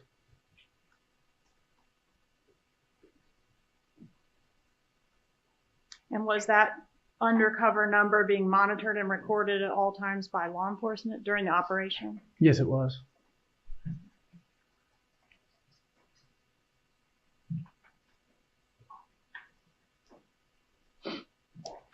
We watched a portion of the bump. We watched the actual bump occur, and we watched Donna Adelson walk away. Was she continued her movements? Were her movements continued to be monitored after she walked away from the undercover agent? Yes, they were. What did she do after she walked away? She immediately didn't look at the paper. She folded it up, put it into her little pouch she had on, went to the crosswalk, walked across, went into the school, retrieved the children, then came back out and crossed the crosswalk and went back into her condominium. Did she make any phone calls during that time? No, she did not.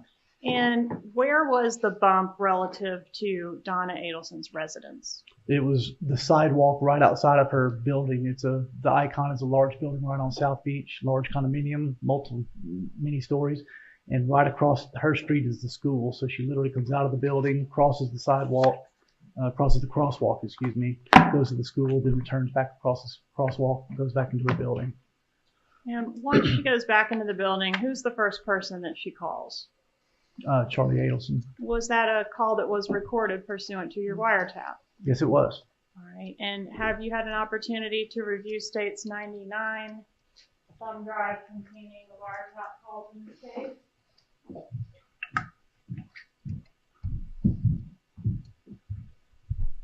Yes, I have. All right. And does the thumb drive contain a fair and accurate copy of the calls that were selected and chosen to be admitted by the court in this case? Yes, they are. Judge, at this time, I'd ask you to have evidence States 99. Subject to any new objections other than the ones previously stated on the record. To the characterization that it was selected and chosen by the court to introduce, it was selected and chosen by the government to introduce. The government is introducing it. Yes, Your Honor. Nothing other than the previous objections. All right. It will be admitted as States Exhibit 99.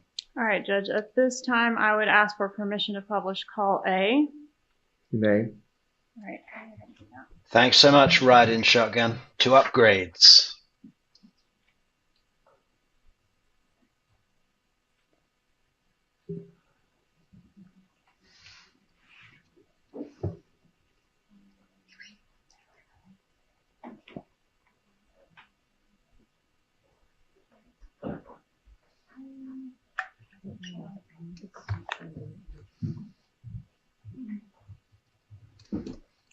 We're going to start with the courtroom sound system, but we should have them available. All right, let's see how the courtroom sound system is, and if necessary, or if the jurors feel like it's necessary, then we can revert to the headphones if they need to be heard again, okay? We'll make that determination. Yes, sir.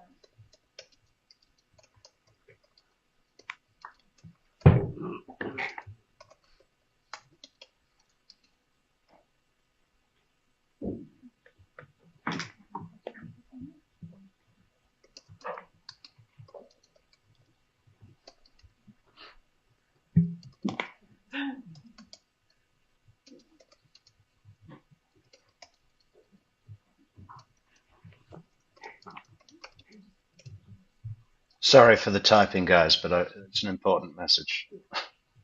It's business. Um,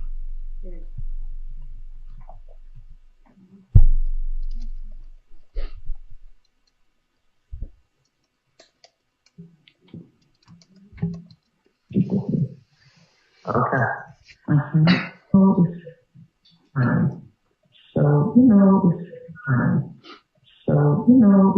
if you had time tonight after work or some very near future, I'm going to need to speak with you. Okay. Did someone write a letter to you or something? I've got some paperwork. I don't know what it is. I never get bored of listening to this. How many times have we heard? Did someone write a letter? Is it Brown and Brown Insurance?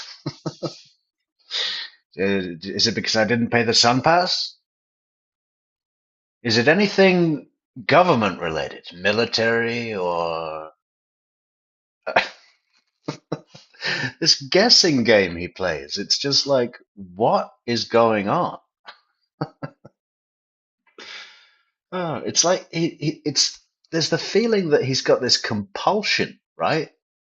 Like he's just got to know. Can't take the hint. We'll talk about it later. No, is everyone's health okay? Is it anything to do with Wendy? What else? There's a million other guesses. Hand delivered to you? You're being sued? No, that's what I thought it was, but I'm going to need to talk to you. Okay. Okay, so, I could even, I have to figure out something. It depends how it will be wherever you go. Well, I'm in Mitch Klein's office on our Boulevard. Okay. So I'm right now in the Skyline showing, and I'll be at his office in the afternoon. Okay.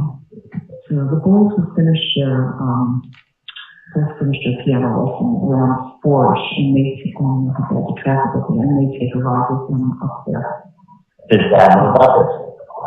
The dad's at work today, fortunately. What's IRS? Those IRS people are kind of foggy sometimes, but, fortunately not now. Okay. So I will talk to you. I'll give you a heads up if I'm going to drive up that way. Okay? And is Wendy there? Is it involved Wendy? No. So let me just talk to you later. And what is it? Is everyone's health okay? Yeah. Does it involve me or other people? Well, probably both of us. What's that? Probably the two of us. So. I've never understood this either, right? She's being cagey on the phone because she thinks the phone is not safe to talk on. Right? Is there any other explanation? Could it be that she is somewhere in earshot of someone that... I think she's at home, isn't she?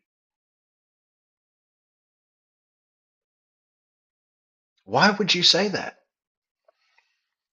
Do they think it's not... Do you think they like, when Charlie says, just because you rented the car, they have to put you at the scene of the crime. They can't charge you with a crime if they can't put you at the scene of the crime. So you could rent a car on Friday, and I could come round and borrow it for the weekend, go up to Orlando, rob a McDonald's, bring it back on Sunday. Here's your car. They're not going to be able to touch you because you weren't there, which is bullshit. And now I think Donna's thinking is like, unless there's an outright confession or admission on the phone call, that her saying, probably the two of us, is enough for the police to go, well, we that could mean anything. That could be, they could be referencing having a Chinese meal. that they had together recently? Probably the two of us. Is it about that Chinese bill, that bill from the Chinese restaurant? Did a Chinaman come up to you on the street and give you the bill? So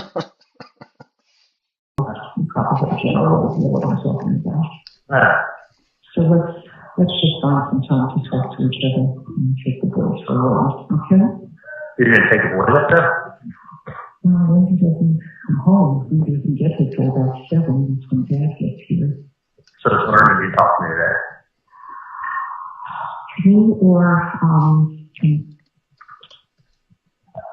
tomorrow, I mean, it's important. All right. Well, I'll be up at Mitch Klein's office. You want to come up?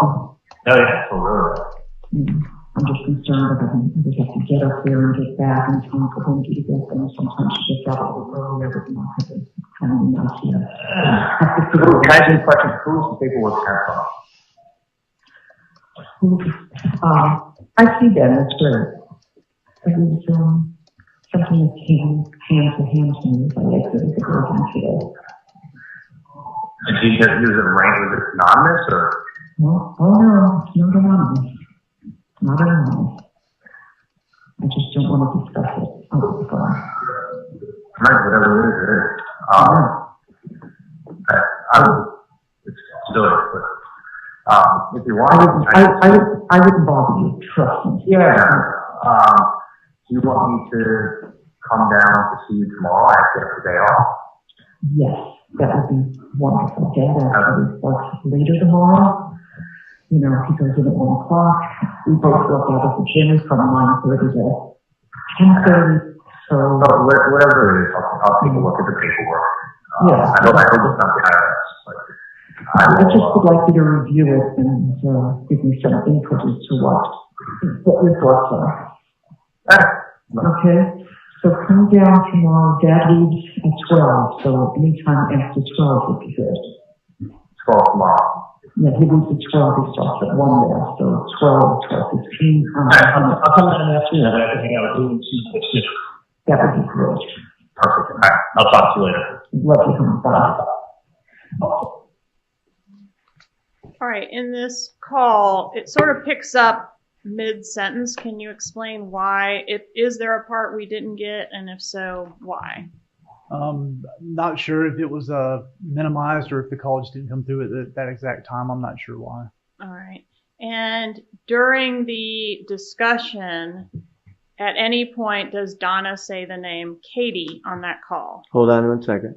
What's your objection? Objection and proper opinion. Overruled. And evidence speaks for itself. Overruled. Does she say Katie? No, she does not. Does she ever mention that she was handed a picture of her murdered son-in-law? No, she doesn't. Does she say the name Dan Markell? No, she doesn't. Does she call the police to report being approached by a gangster? Well, Objection. Hold on. Objection, speculation. That's sidebar. sustained. Okay. Judge, I think we'll try publishing the next call, call B, through the headphones and see if it's better quality than what we got. All right. So we have a headphone there for every juror. We'll need the ones in the front to hand them back, if you could.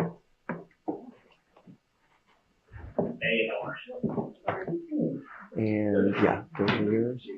And those are yours if you need them. And there's a little volume. And thank you so much, Red and Wright, for that fantastic super chat. But there's no message to read out. So thank you, Red and Wright.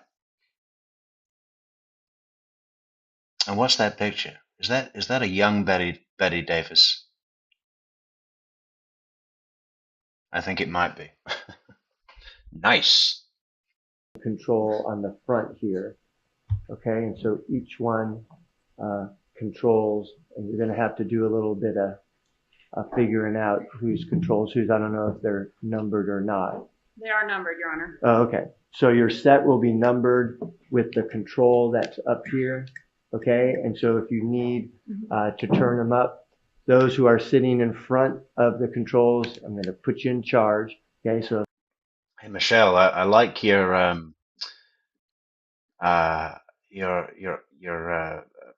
what? How do you say it? Just you've really gathered up the information there. Like he lives in Portugal. He's British. His mom is coming from the UK, and he's hoping she can pick up a computer before she comes to visit. Yeah, pretty much. Thanks, Michelle. if anybody behind needs them turned up, just indicate to the juror in front of you, please, to turn it up, and then you can listen to it if you need higher volume. Okay, Judge, I think what we'll do if it's acceptable for everyone is start it, give everyone a few moments to adjust their volume, and then we'll restart call B. All right, why don't we do that? We'll start call B. They're just going to adjust the volume. So.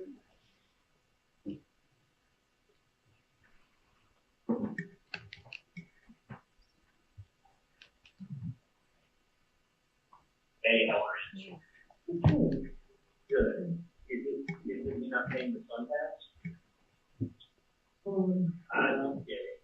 No, with the top, it was like I said, you mind paying my ground insurance? Okay, because I'm going to just say, yeah, the thing is, they were the same company for 3 years, and then try to bump you down to lower bracket. So I might as well stay with them and hold it. Hey, how are you? Good. You're not paying the fund tax? I don't get it. With the it was like I said, you mind paying my ground insurance? Okay, because I'm going to just say, yeah, the thing is, if you stay with the same company for 3 years, and then try to bump you down to lower bracket. So I might as well stay with them and hope that that's actually true that they can do it. Putting it in the lower bracket. Yeah, because I told her that my mom would call it because she's the office. And then just send them a check. If they have to have it for, what's it, 29th or something? Okay. Do that. And listen, whatever it is, whatever someone said, I wouldn't worry too much about it. I mean, so if someone can write whatever they want to write, say what they want to say, I'm not worried. Thank you so much, Golfer. Golfer Girl. Here's to the TCM fun and entertainment. Yeah, I was just trying to work out whether that was supposed to be fund, but I think it is just fun. Thank you, Golfer Girl. Is there another bad review on Yelp?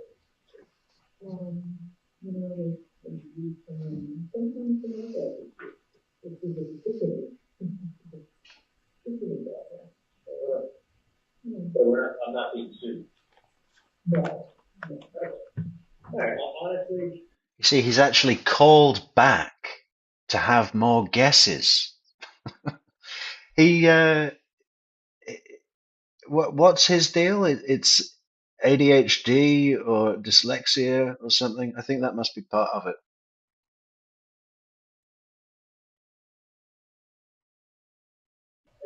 Whatever it is, it's judgmental. It makes it sound like I wouldn't stress it out too much. Yeah, listen, people can always write, people can always say anything they want. It doesn't, someone says you're a bad dentist, it doesn't mean you're a bad dentist. So, but anyway, I'll definitely come down. It actually works out perfect with the type of day off. Okay. So, I'll make you take me out to dinner, but make sure you get cash. All right. Okay. Do I need to bring cash? Yeah, I could take me out to dinner. That's probably better to do it, right? Yeah. There's just one. I should bring cash. I don't have much cash to bring. Was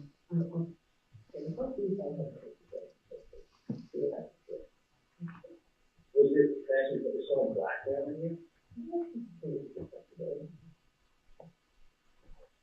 You see someone trying to blackmail you?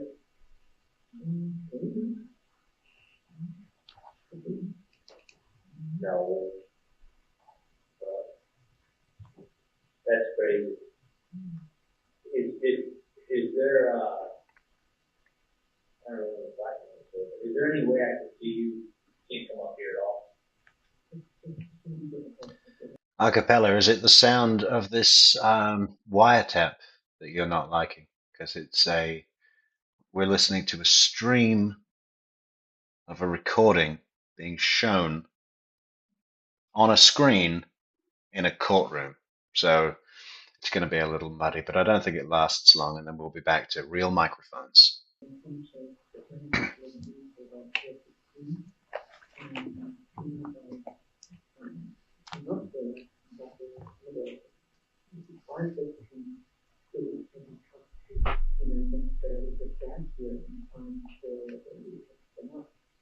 We should just skip that. Is this anything government related, or is this like whack job writing a letter to you? Is it like a whack job writing a letter to you, or is this government related? No, I don't know. So it's not government or military or anything like that. No. Who was the letter addressed to? To you. That's crazy. This thing that Donna does as well. Mm-hmm. Mm-hmm. Mm-hmm. Mm-hmm. I mean, it's pathetic. These guys don't have any idea. I would do a better job. That may not be surprising to some of you. Oh. Thank you, Rayanne, for helping us reach our goal. Thank you, Rayanne.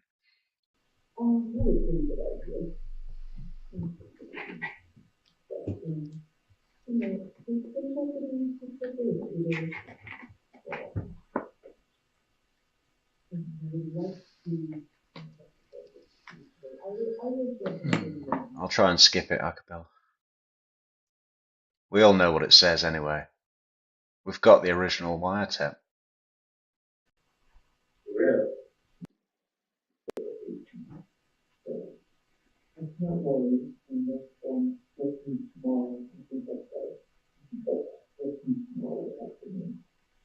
All right, let me ask you this. Do you want to take a picture of the letter and send people something here? Hello Shiny says, oh dude, True Crime Metrix, the guessing and the games, dude, make an Adelson board game. Well, you know, we had our executive producer look into that, the copywriting situations, contracting. Basically, it's impossible to copyright a game if it's anything even remotely similar to Monopoly. And that's a broad inclusion criteria, right? Basically, everything is essentially Monopoly. So I don't think it's something that we could do in a commercially viable kind of way.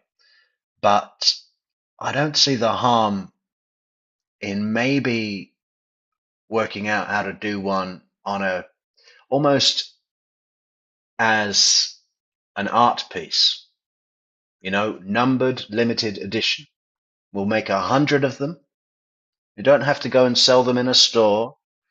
We'll get them quality made, you know, but not obviously by some factory that's going to churn out tens of thousands of them. So it'll be, I think we should be able to come up with something. I just think if we sold it as an art piece or a collectible, you know, there's might be a way around that, and you know, it would probably could create some major interest as a collectible, numbered edition collectible art piece board game Adelson. I mean, why not?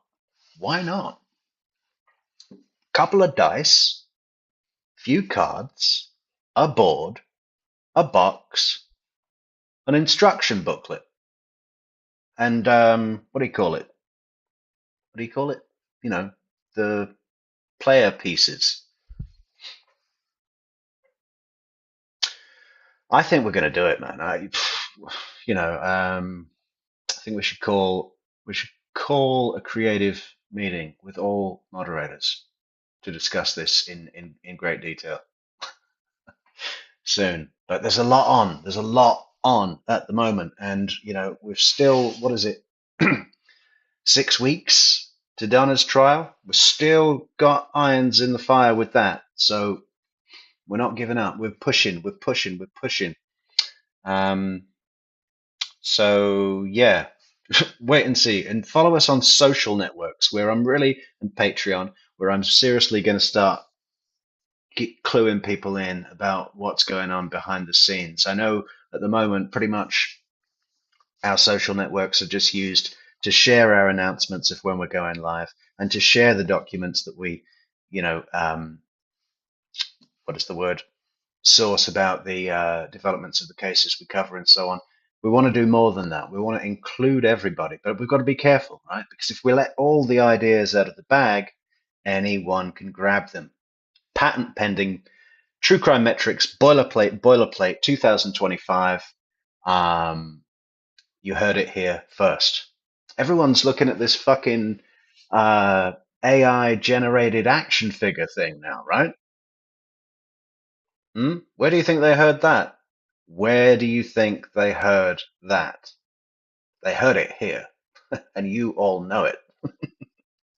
But I'm happy to say that the action figure AI generated thing. Did everyone see Charlie's one we made yesterday? I'll show you. Where is it? Look. Now I know he's not a dentist. I didn't really have time to do it properly, but we'll be. Uh-oh. Oh no.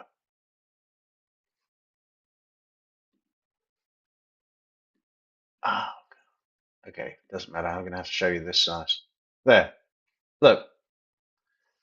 Now, I'm happy to say that it's way below what I had in mind as a production value. This doesn't have a button that's going to have 3 different catchphrases when he presses belly. Hey, how are you? Can you pay my Brown and Brown insurance? And was T behind what happened to me? I'm sure there's a bunch of others. But I think we can use social networks to put a load of Charlie, for instance, we'll put a load of Charlie Adelson quotes out there. Also on the website, that's coming soon. As soon as we get our new supercomputer, that is going to hit the ground running. I was just talking to the chief operating officer, Amy, today about some early developments that are going to be taking place with that. But crowdsourcing this kind of thing where we can decide which are the best Charlie Adelson quotes to put in the action figure. Because obviously, it has to be limited. We can't do 50. It's going to be maybe 3, 4, and we need the best ones. That sort of stuff we can do on social networks. Polls, votes, ideas, people leaving comments, and that sort of stuff. When people leave comments on a social media post, it generates more, it's pushed out there. Algorithm, right? Algorithm. Anyway.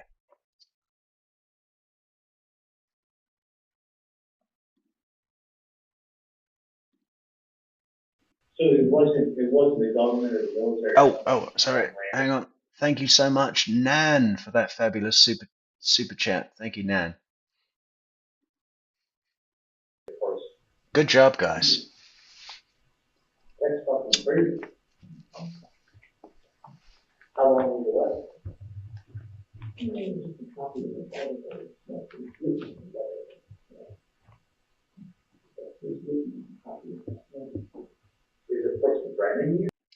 Okay, sorry. I know this isn't the creative meeting, the creative table meeting, but a cappella says, or an Adelson trivia game. I mean, yeah, I mean, but that would be so easy to do online, right?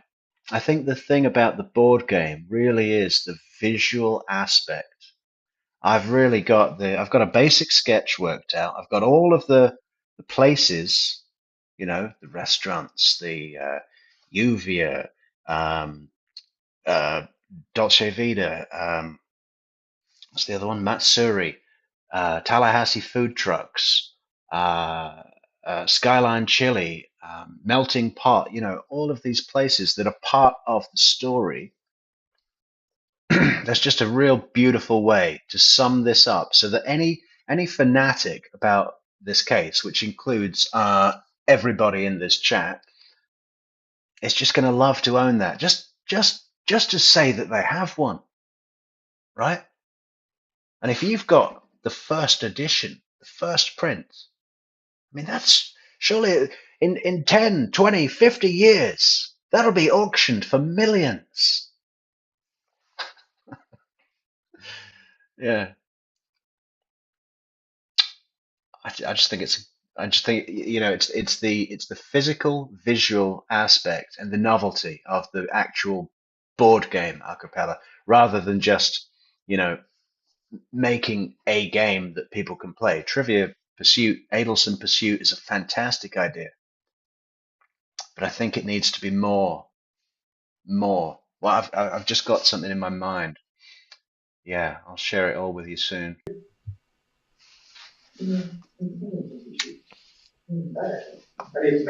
I've probably said too much already, to be honest. This is public. You know that there's poachers out there that are just listening for ideas. But anyway,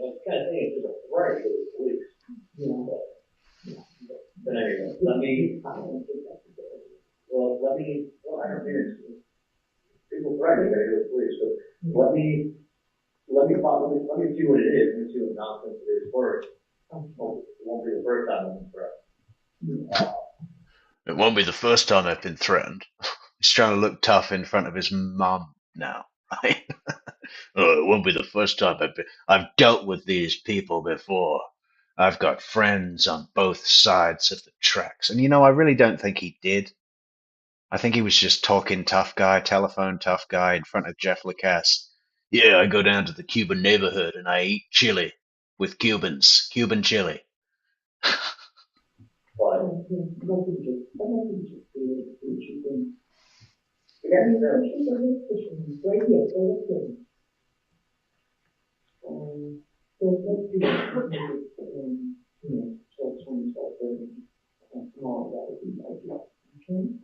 Okay. You got it. All right, yeah, no, come down and see you. All right, if it's something serious, you're not going to recommend going to the police. Oh, no. Yeah. All right, come down. Tomorrow. All right, you got it.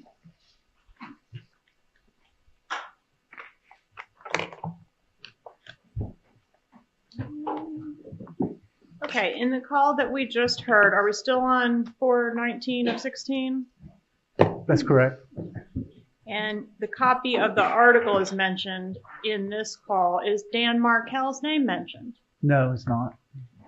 They mentioned going to the police. Did anyone call the police? No, they did not. And did they ever mention that? Hold on a second. Objection, speculation. Thanks for reminding us, Acapella. Have you manufactured the AJ floating down the lazy river bathtub float yet? Yeah, with a trailing miniature bathtub of curly fries. Hooters branded bathtub curly fries.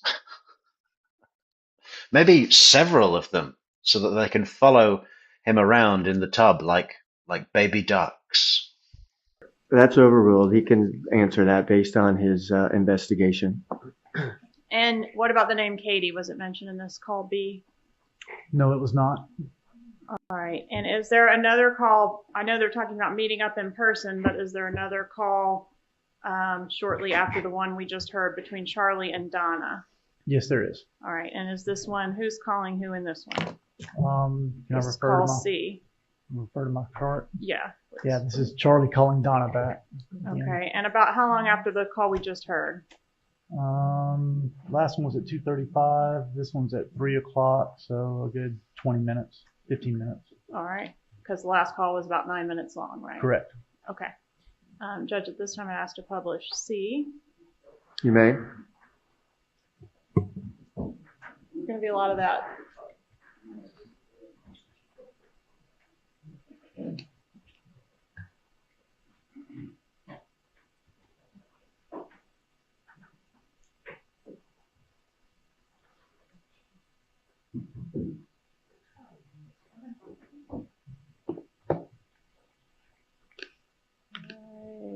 think, well, we got one more. Headphones, everybody headphones.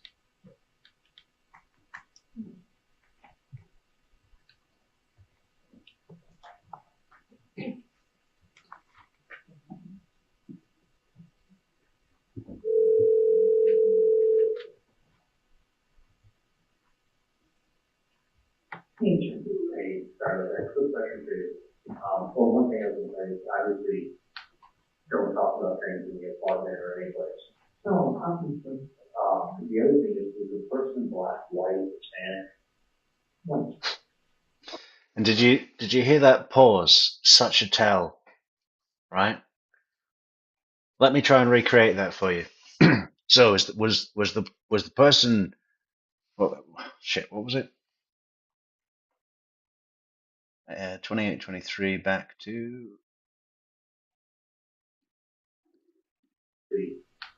Don't talk about things in the apartment or any place. No, obviously. The other thing is the person black, white, Hispanic. And the other thing was the person black, white, Hispanic? I'm trying to exaggerate it to make a point. There's this little push, isn't there? And the other thing was the person white, black, Hispanic? He's expecting Hispanic. I wonder fucking why. White. And they just came up to you and they said. And is it hindsight 2020 Metrix? I like to think that I'd catch that shit in the moment. I think I do. Yeah? Was the person white, black, Hispanic? One more time. Let's all sing along with him.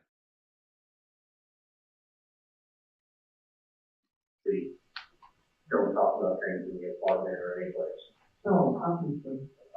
The other thing is the person black, white, Hispanic. White. And they just. Then there's a pause because he's surprised. And the funny thing is that he was Hispanic. What was his name? Oscar. What was it? Oh, I don't know.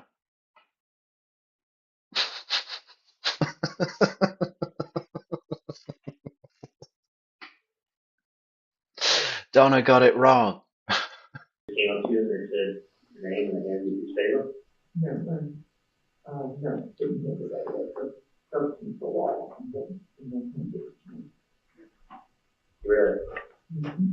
And they weren't had sunglasses or? No, nothing.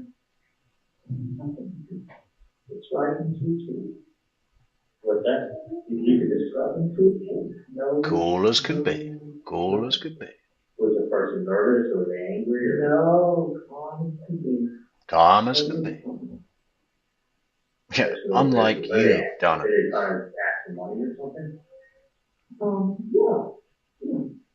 If someone trying to understand, if it's something like that, it sounds probably like go to the police, but and they have to, but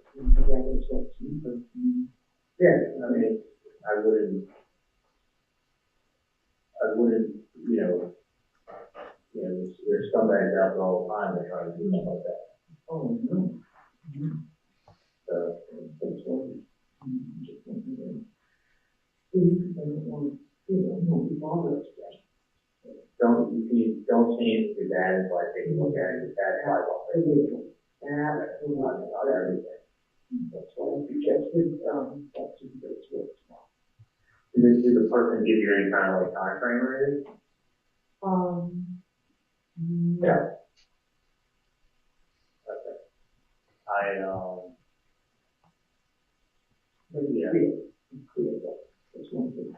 Yeah, right. Patricia Bones. Obviously, there'll be a go-kart, a jet ski, a Prius.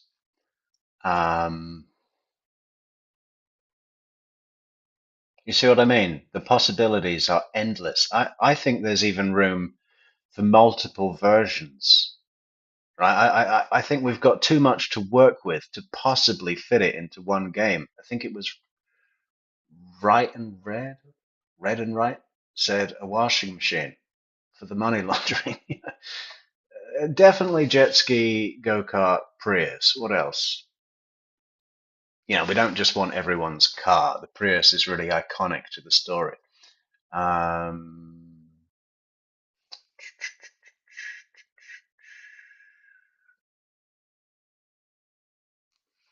Maybe Donna's prison van? Or is that too late in the game? It's not really a major part of it, is it? But you know, these are the great conversations we can have on Instagram, on Facebook, on Twitter. I mean, maybe not Twitter. I don't know. And also Discord. I mean, links are in the description, guys, to all our social networks. They're all free and great ways to be involved with the conversation or just read along. What is the kind of festival they ask for? I mean, a good TV is probably about fine. They ask you for $5,000. That's fucking crazy. Yeah, Why? You're giving Katie $3,000 a month for nothing. It's not that much money. $5,000.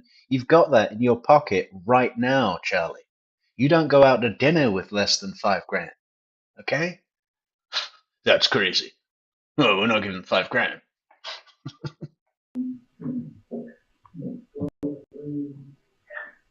Hi, Sandra. Good morning. Good. How are you? Okay.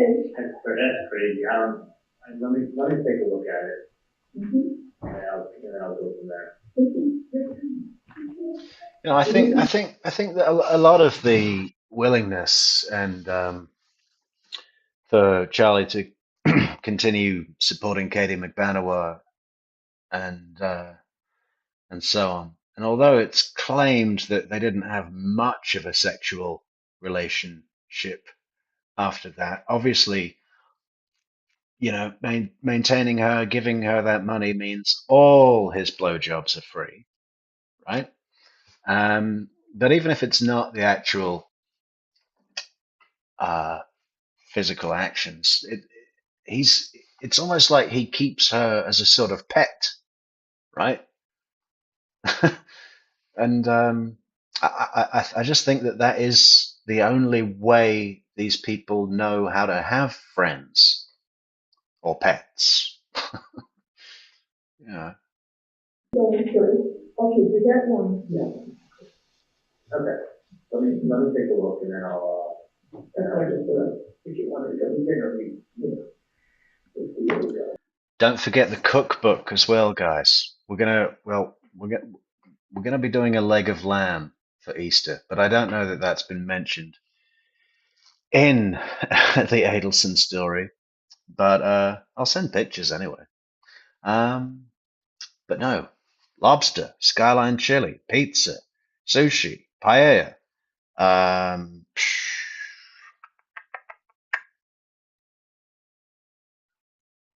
What else do they have? We'll do something kosher. And we'll throw in shrimpless scampi for Chandler Halderson. The Adelson Cookbook, another fantastic side product, limited edition special, going to be a great stocking filler for 2025. Can we do it in the next 8 months? Possibly. Possibly. I think we could certainly get the concept done and ready and ready to go to a publisher.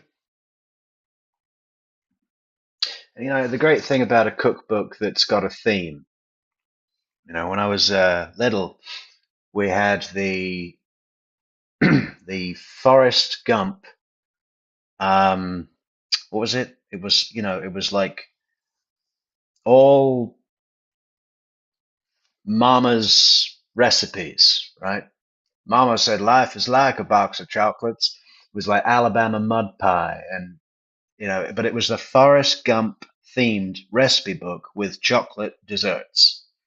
But along with the desserts was all the kind of backstory, you know, and this kind of character. It was like a, you know, what do you call that kind of product? Not an imitation. It's like an extension of the universe, right? Because obviously there's no fucking cookbook in Forrest Gump.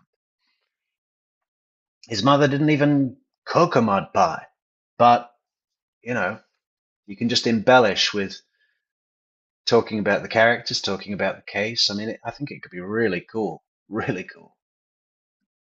And again, if we run into copyright, publishing rights, it's a piece of art, and it's a limited edition special. Yeah, I'll do that in the afternoon, and I'll take a look at whatever. We'll go for a look at each of them. All right, sounds good. Okay. All right, sounds good. Love you too, then. Bye-bye.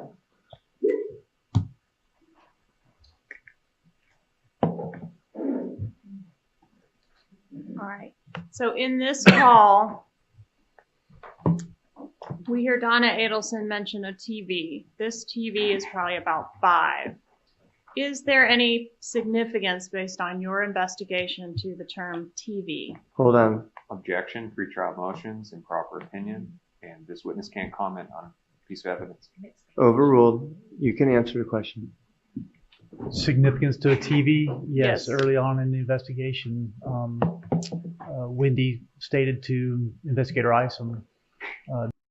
Sorry, just to keep pausing, but Harley D says, here for the live, does TCM have any projection about when we'll cover the credit card theory? I want to be tuned in to the live for that one.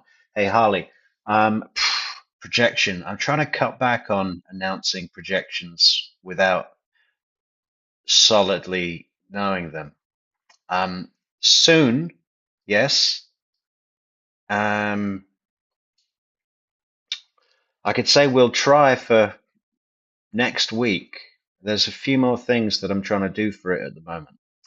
But I will make a special point, Harley, because I know that you've got a keen interest in that, as you talked about it on the show with Judy from AA Legal Focus. I'll make a special point to make sure that you're informed and that you've got notice about when that's going to be, because I know you want to. And you know, it's going to be really good to have you in the conversation for that one as well, Harley, because the theory sort of came from you, and actually went a long way to convincing me, and we had that great chat about it. So I'll make double sure you're informed of that, Harley. You will not miss it. But yeah, maybe I'm hoping that, you know, sometime towards the end of next week would be possibly realistic. During the interview that her brother had joked about hiring a hitman, but TV was cheaper than hiring a hitman. All right. And that was the same TV that was being repaired at Wendy's residence on the day of the homicide? Yes, it was. All right. And when she says this TV is probably about 5, the amount written on the letter was how much again? 5,000. All right. And in this call, we hear Donna mention an ex-girlfriend. Does she say the name Katie or Katherine Magbanua? No, she doesn't. Is Katie or Katherine Magbanua the only ex-girlfriend that Charlie Adelson has? Objection, speculation. Overruled. No, it's not. Okay. Is it his most recent? Is Katie or Katherine Magbanua, this defendant, the most recent ex-girlfriend of Charlie Adelson at this time? No. All right. Who is the ex-girlfriend that he calls next? Katherine Magbanua. On the wire, does Mr. Adelson discuss this matter with anybody else outside of his family, and Katherine Magbanua? No, he doesn't. Judge, at this time I'd ask to publish call D. May. Adelsons.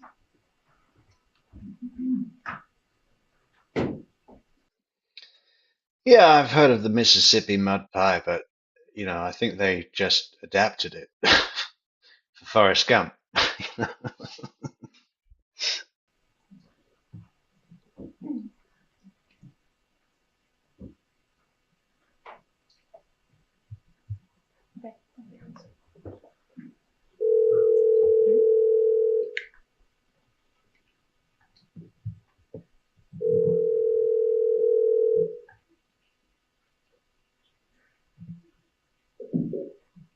Hello? Hey, what's going on?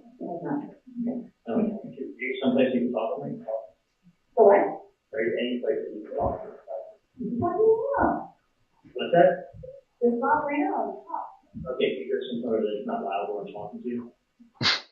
I love this particular example, right? And he'll do this in all sorts of conversations. He says, "Are you somewhere where you can talk to me?" Now, in that initial question, he's asking about her needs. Are you somewhere where you can talk to me? And she says, "You can talk to me right now." And then he gets a little impatient, doesn't he? And he says, "Okay, well, can you go somewhere where there's not people talking loudly behind you?" So he's revealed that the question he originally asked, which was about her needs, was actually about his own. Hear it again, please.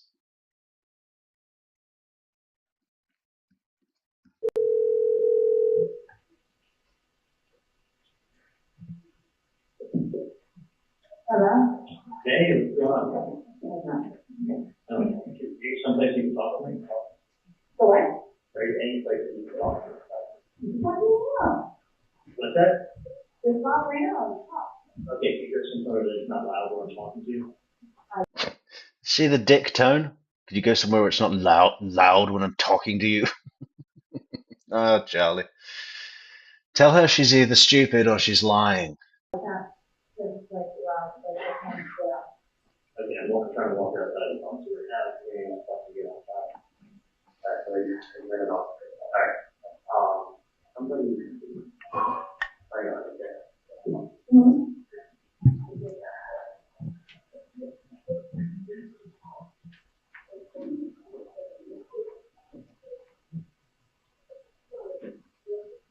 Yeah, ABC Liquors, Golfer Girl. Can you hear me okay? I can hear. Okay. That's actually a really important one, the ABC Liquors. It's a strategic, place, part of the journey that day, murder day. I just want you to listen to me. I'll be able to talk to you first when I see you tomorrow. Okay.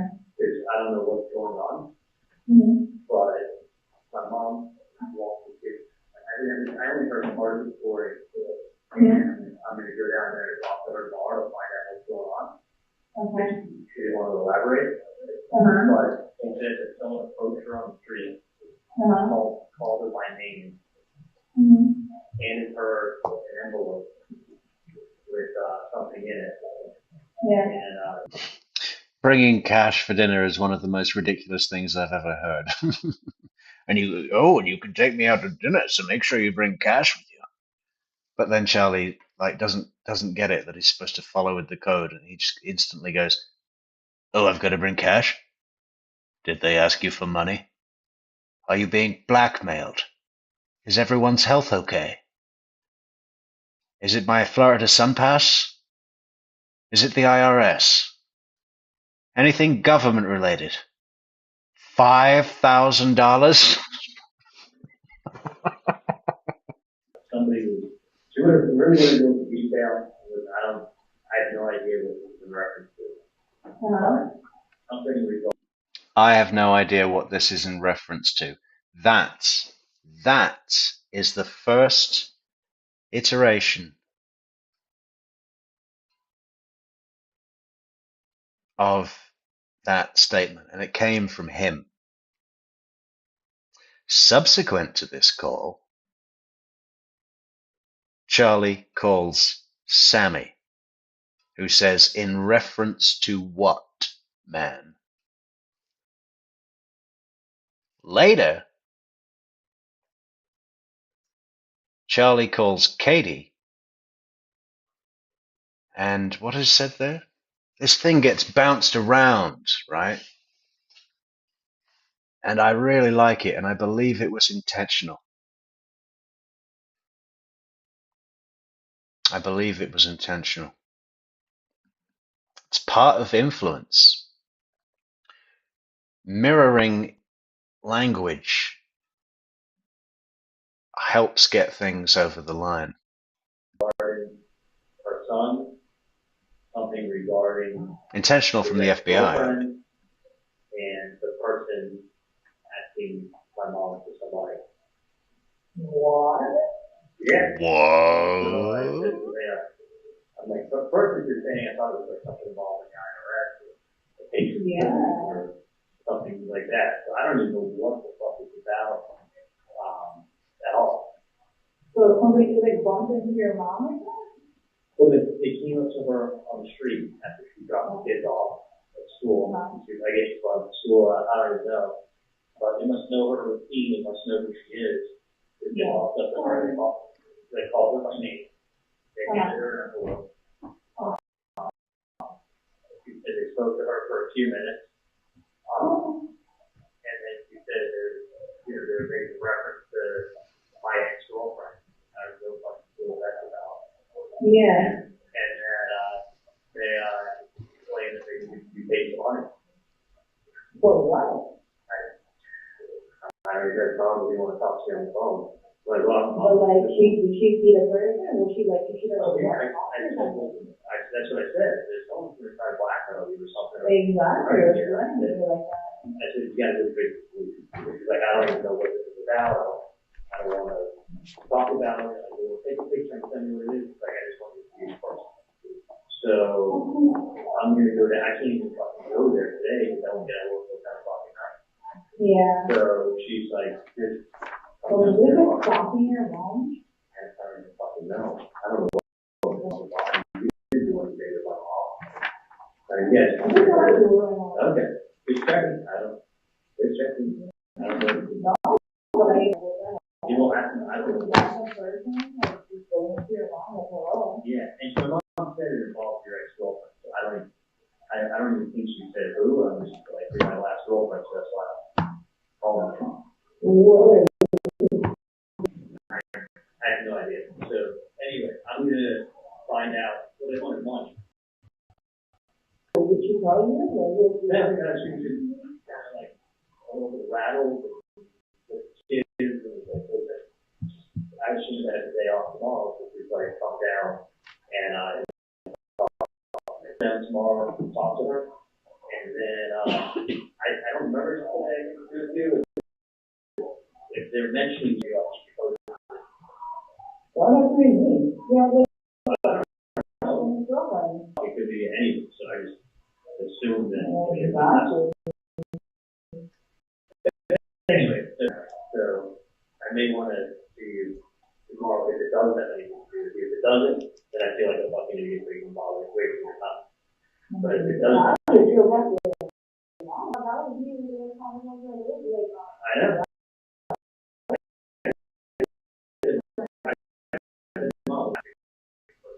Be very politely.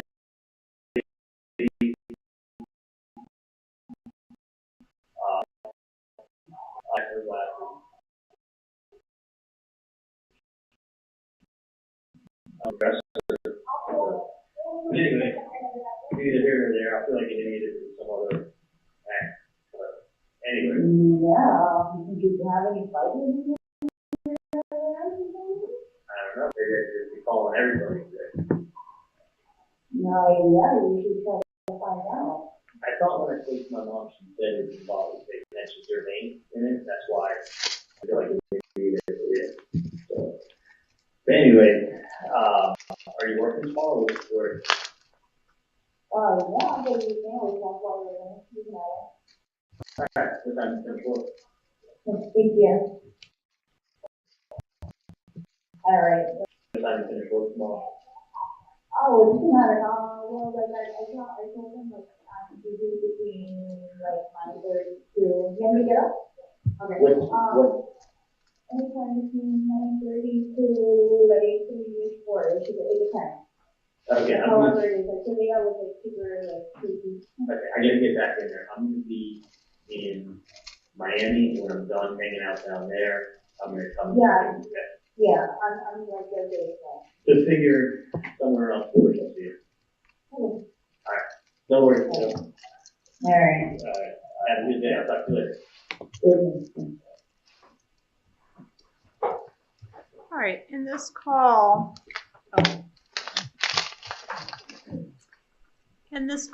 what time was this call placed? This call was at 4:27 p.m. on the 19th. All right, so about an hour and a half after the prior call that we heard with Donna and Charlie. Approximately. All right, and were there efforts made to get up with the defendant by Charlie prior to the call we just heard? Yes, he'd called at least a couple of times prior to that. All right, did he call at 3:33? Yes, that sounds right. All right, and she tried to call back at 4? No, that's in there. Is that Sounds correct? Okay. Yeah. And then this contact occurred at 4:27, is that what you said? That's correct. All right, and in this call, Charlie relays to the defendant that the undercover gave his mom an envelope with something in it. Is that true? No, it's not true. Okay, the only thing that the undercover gave Donna, our understanding, is that flyer. Is that right? That's correct, the one piece of paper. Okay. And he also says that the undercover mentioned something about her son. Did the undercover mention her son? No, he did not. Did Donna mention that? Did Donna tell Charlie he mentioned my son? No. All right. He also says that he thought his mom told him that they said her name, Katherine Magbanua's name. Did Donna tell him? I think that's called linguistics, Sid, and thank you. That they said her name? No, she didn't. Okay, and the undercover did say her name. He did say Katie, right? He did. Okay, but Donna hasn't told Charlie that. That's correct. Objection, speculation, move to strike. They only have limited communications. All right. It needs to be limited to these phone calls, so ask the question again, Ms. Kaplan. Based on any evidence that you have, had Donna yet told Charlie they said Katie's name? No, she's not. Lewis is Tato. You can remember that quite easily, Mariam, because he looks like a potato. Potato. Potato. And Sigfredo is Tuto.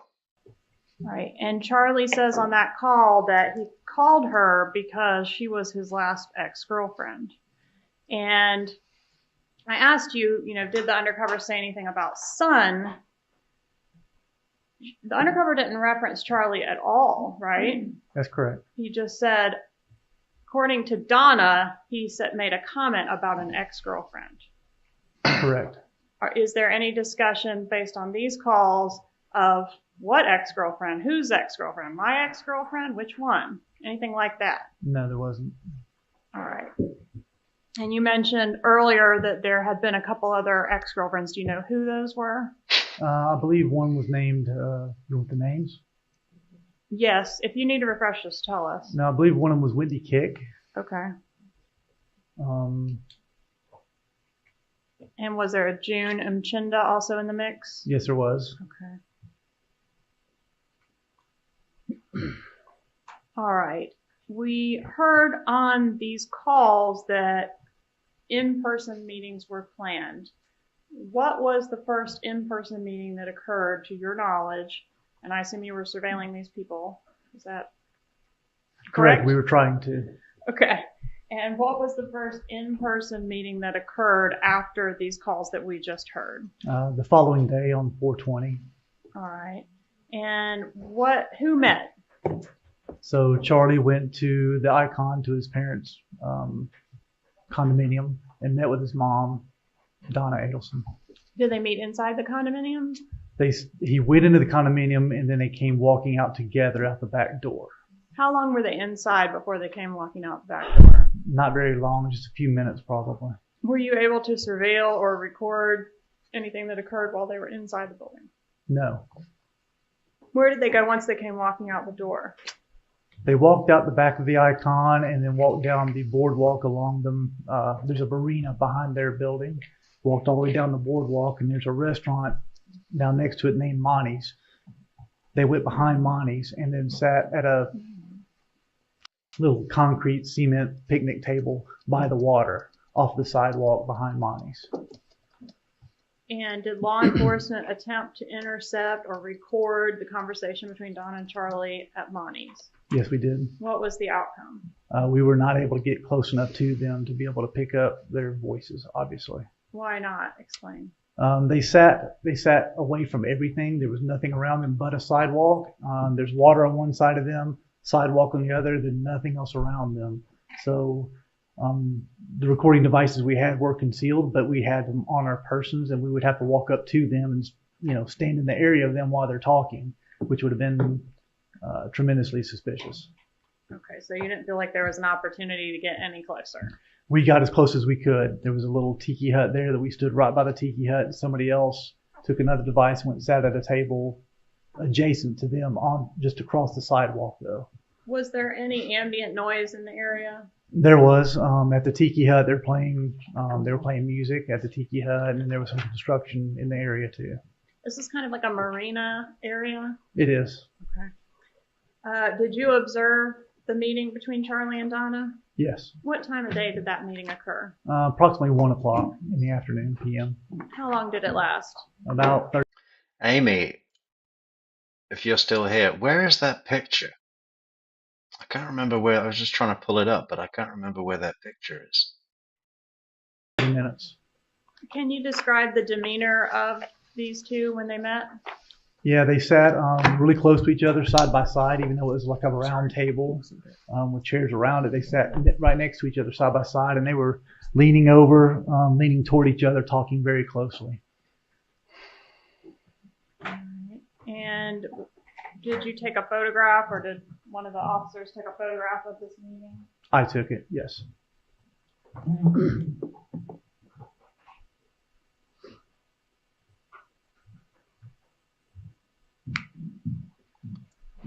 The picture of Donna and Charlie meeting at the, what was it, Lonnie's? The little restaurant next to the marina, where the FBI couldn't get too close. It's like, I think it's kind of from above.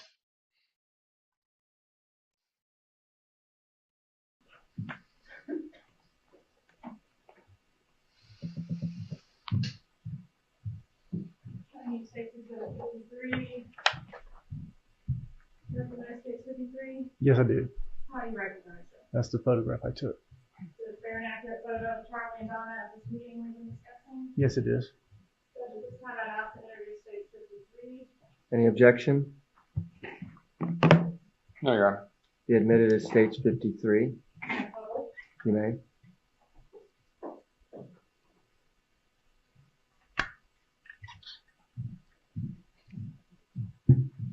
After this meeting, did Charlie make a phone call to the defendant in this case? Yes, he did. What time was that call placed?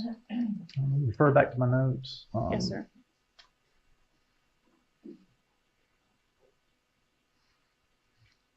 That was at 3:14 p.m.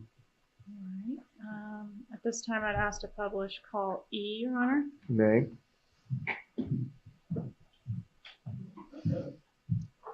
Monty's.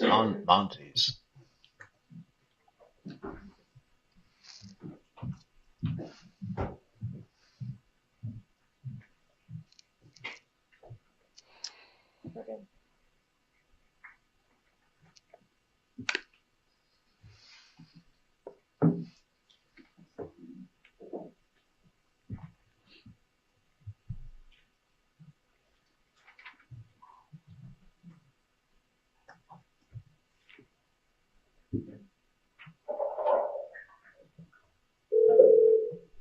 sorry. Okay.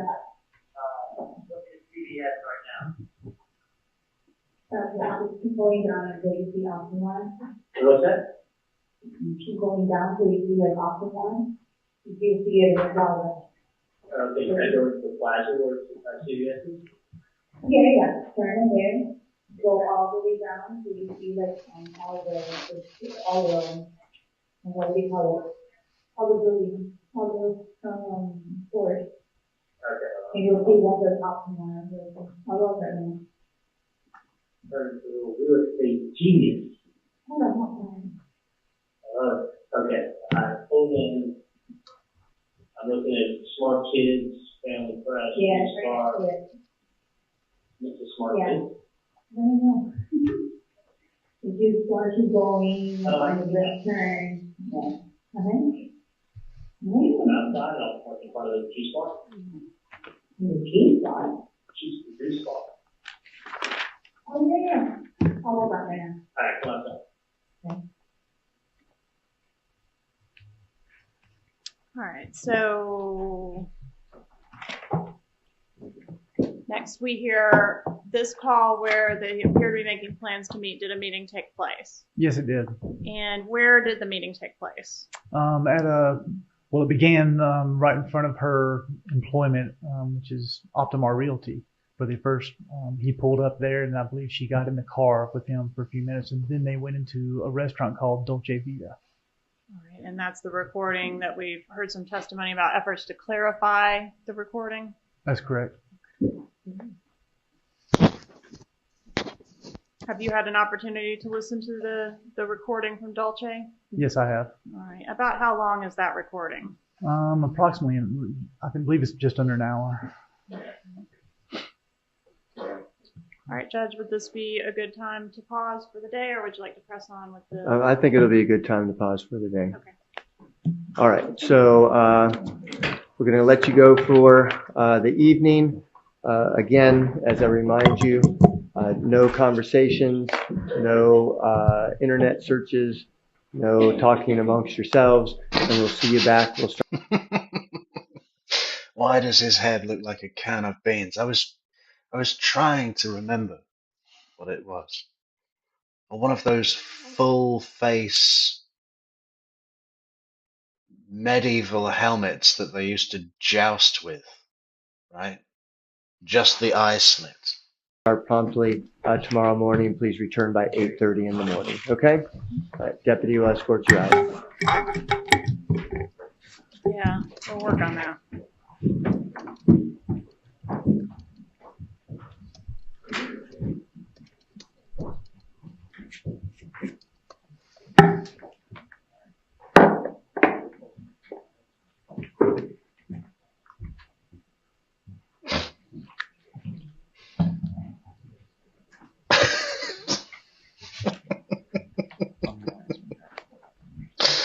Oh, shit.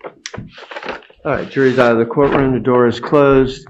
And okay, just let's pause that for a second and go to a representation of Patrick Sanford's head.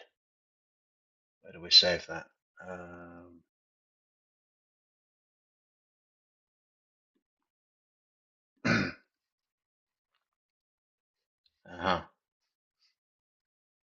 So it downloaded to the downloads folder. Interesting.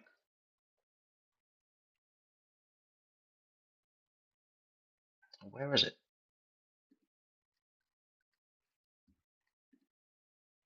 Charlie? Hey, how are you? I'm good. How are you? Good. Just got home from work. Oh, boy. Oh, hey, thanks, Rad Shotgun, for that coffee.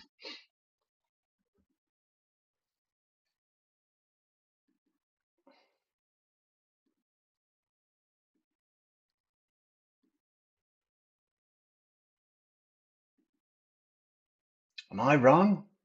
Let's go back to Pat Sanford a second.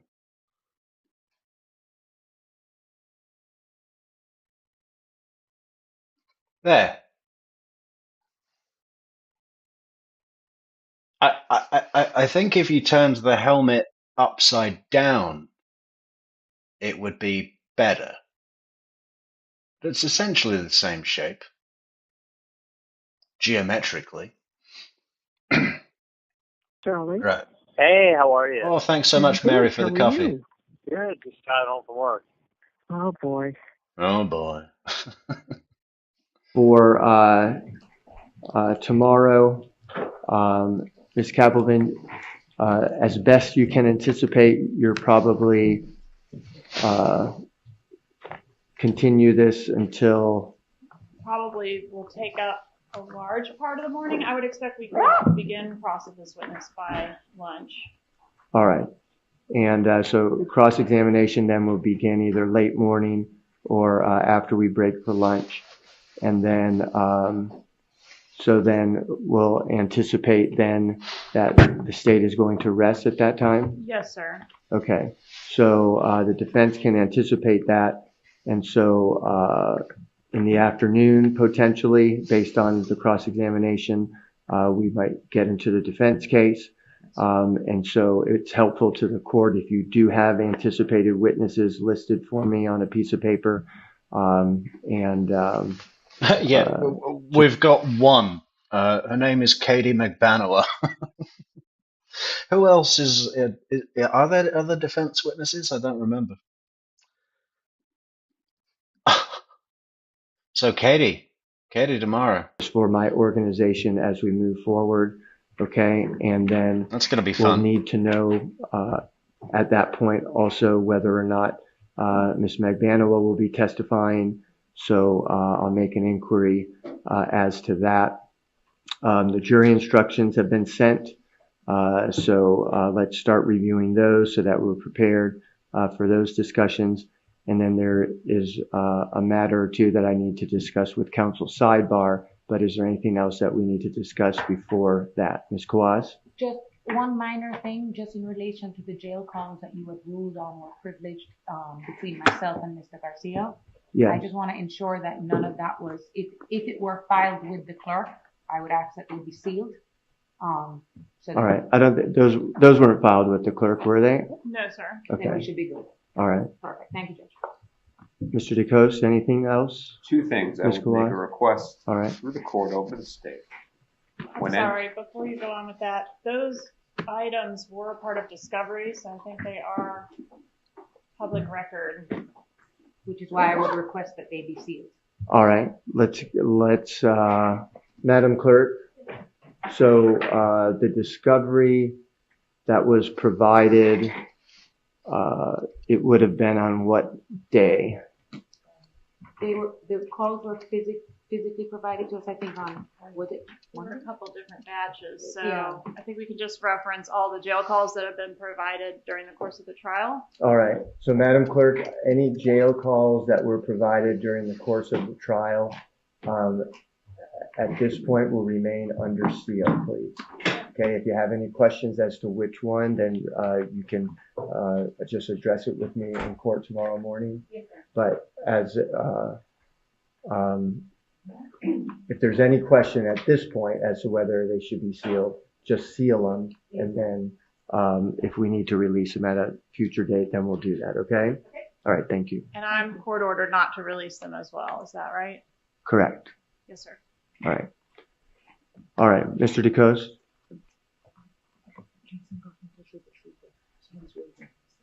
Okay, great. It appears that we do have the trooper now. Jason All right. Mullen has helped out with that. I can Just take that off one my request list. through the court over the state. When they were entering in one of the phone calls, they said that this was selected by the court, which is highly improper. It is their selection. The court ruled on a motion, but to say that in front of the jury indicated somehow that the court decided that these calls should come in, which I think all could agree that that was improper. I will consider it to be a slip up by the state.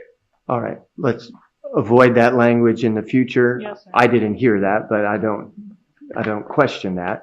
But let's make sure that we use the appropriate language in the future. I think at this point, the jury has a pretty good idea of who's, and so I I didn't will catch that. acknowledge it, and I appreciate you acknowledging it as a slip up at this point, and we'll move forward appropriately. We're all tired. All right. With respect to a defense case, and I feel that it's fair to the court to let Your Honor know, we are calling a number of witnesses. We do have a cell phone expert. There's a question. We're now knowing that the state is closing, flying in several people from South Florida. One of them is actually in Atlanta now. We're trying to catch him and get him here. We are calling a number of Tallahassee Police Department officers. The reason why I bring it up. Ryan Burns is coming, isn't he? Ryan Burns before Katie. How wanting is the court to close by on Friday? Why does Ryan Burns always have trouble with his flight? He's always getting stuck in Atlanta. I think that's the soonest it could get, but the fear is if there's a closing argument, then the jury's getting the case at 4 o'clock in the afternoon before a 3-day weekend. All right. I'm going to try to anticipate.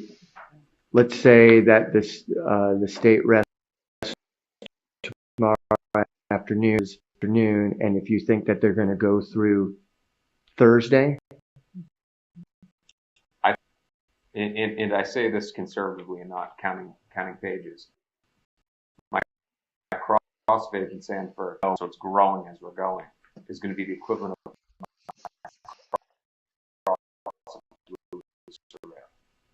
time. All right.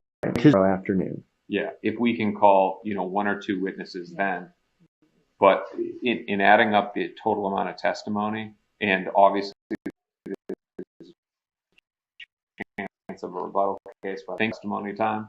All right, so you anticipate then through Thursday and maybe Friday morning. Correct.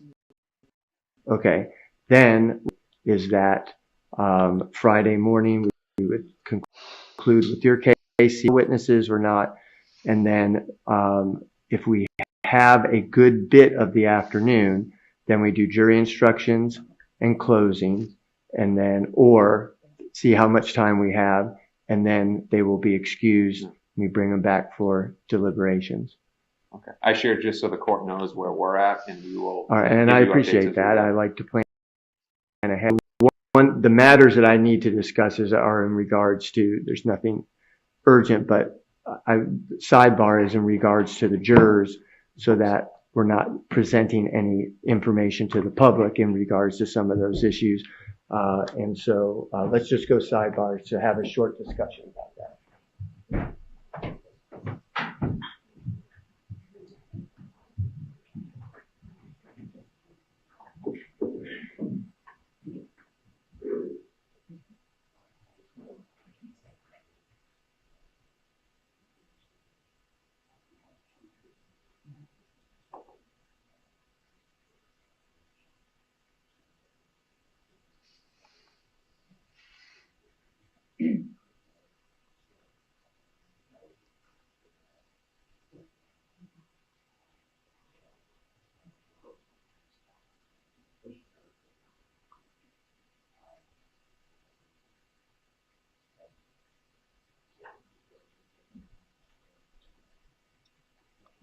I think that is actually what de coast means in French, Patricia.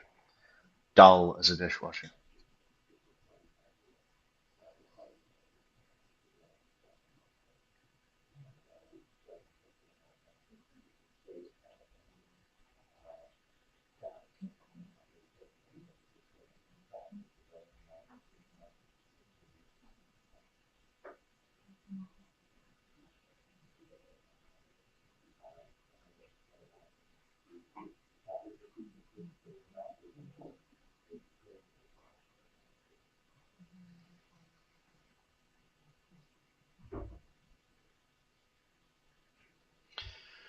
So what should we do now? Should we try and push through with Pat Sanford? I mean, if it's just going to be more damn muffly, muddy calls, we might as well listen to our own, crystal clear. But then there's those bits in between, aren't there, where they discuss them. He's a major witness in the case, so we can't miss it.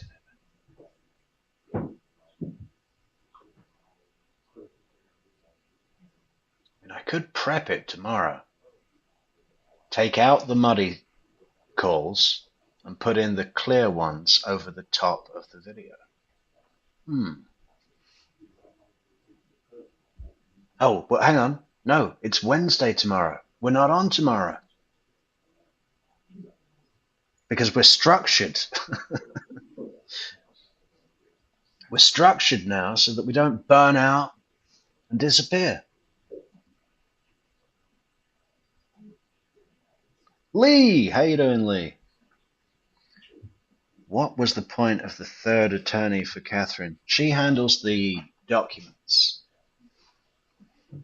By the time they get to jury instructions, she wants things rephrased. She keeps saying how much of a quote-unquote stickler she is for the details. Well, you're working with the wrong firm in that case.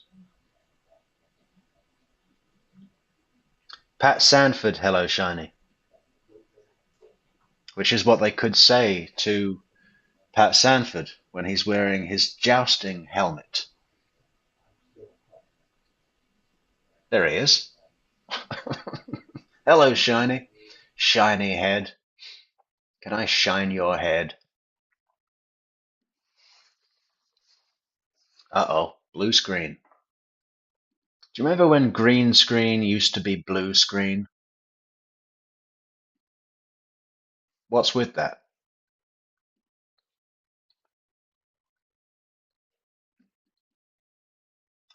So now we should do... Let me just go and have a look at how much of Pat Sanford there is left to see.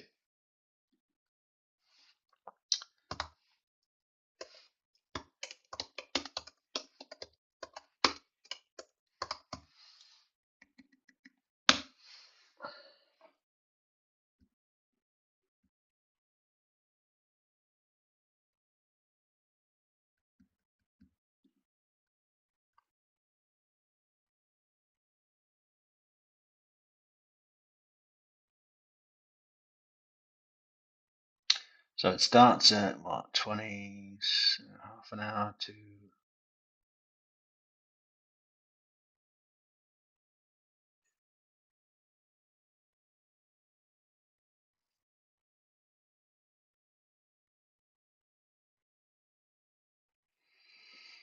Quite a bit.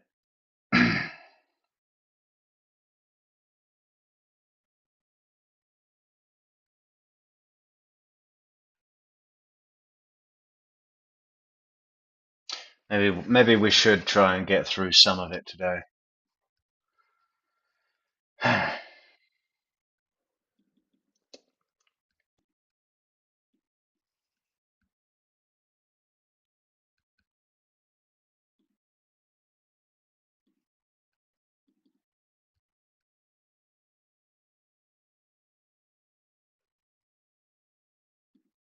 Offer for the truth of the matter. Law enforcement had a ruse. It doesn't carry over into those individuals. That's all, Your Honor. And all previous arguments and motions. Okay, thank you, Mr. DeCose. All right, both exhibits will be admissible. Neither one is for the truth of the matter asserted. Exhibit 128 is presented to show that there's an additional bump. There's really not much context or content to that telephone call at all. Exhibit 134 is not a whole lot of content to that either, but it's to add some context to the other phone calls and also to show that Charlie Adelson did reach out to the undercover agent. Not really what was said, because there's not a whole lot said, but the fact that he reached out, so it's not for the truth of the matter asserted, so both will be admissible.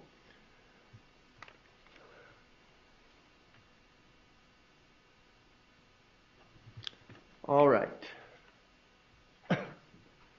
So, Ms. Kappelman, you're going to go right into the audio video this morning. Is that correct? Yes, Your Honor. Okay. Anything that we need to discuss from the state's perspective before we bring the jury in? I don't think so, Judge. Anything from the defense? No, Your Honor. All right, thank you. Okay, let's bring the jury in, please.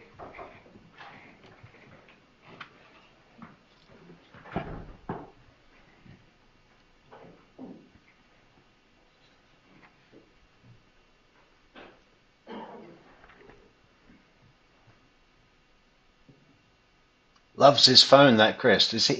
Who's he texting? I think we know who he's texting.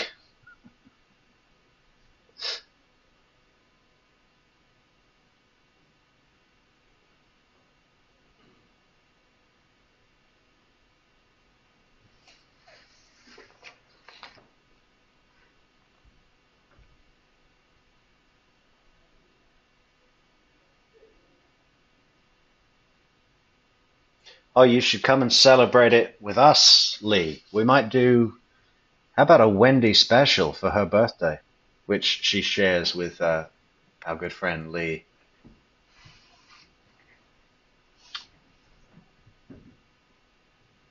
Everything good? So Wendy will be We all good? 46.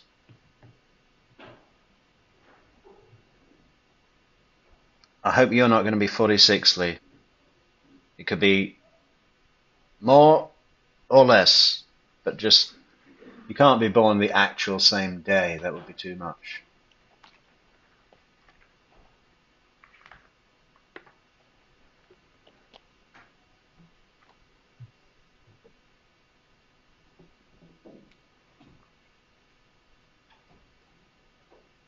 Yeah, please do leave a like on the video, guys. Ms. Kaplan, we can bring Helps us out. Mr. Sanford back on the stand. Okay. It's just the button somewhere, the big thumb button. Click that thumb button. Thank you. Good morning.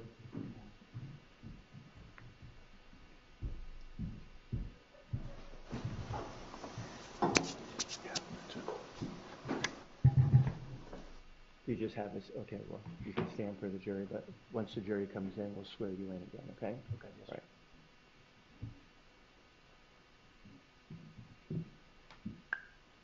All right. All right, jury entering the courtroom.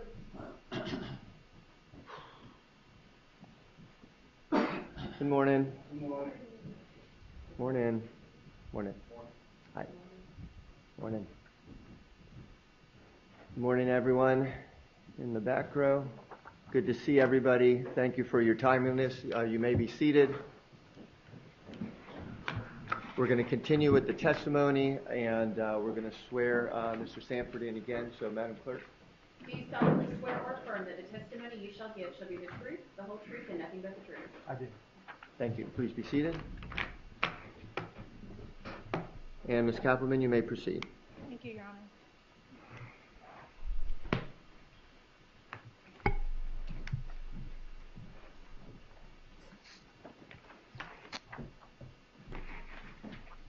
All right, so when we left off yesterday, we had a meeting occurring between Katherine Magbanua and Charlie Adelsson.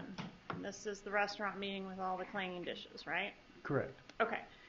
Tell us, I think you were saying that when they first met up, there was some time for them to talk that was not recorded, or no effort was being made. Can you tell us about that? Yes, when he pulled up in the parking lot, she came out of Optimal. I believe it was 1979 riding. Realtor and went to his vehicle and got into his vehicle and was in his vehicle approximately 10 minutes before they got out and then went into the restaurant. All right, and once they went into the restaurant, is that when the agents went in and positioned themselves, tried to get as close as they could to the two speakers? That's correct.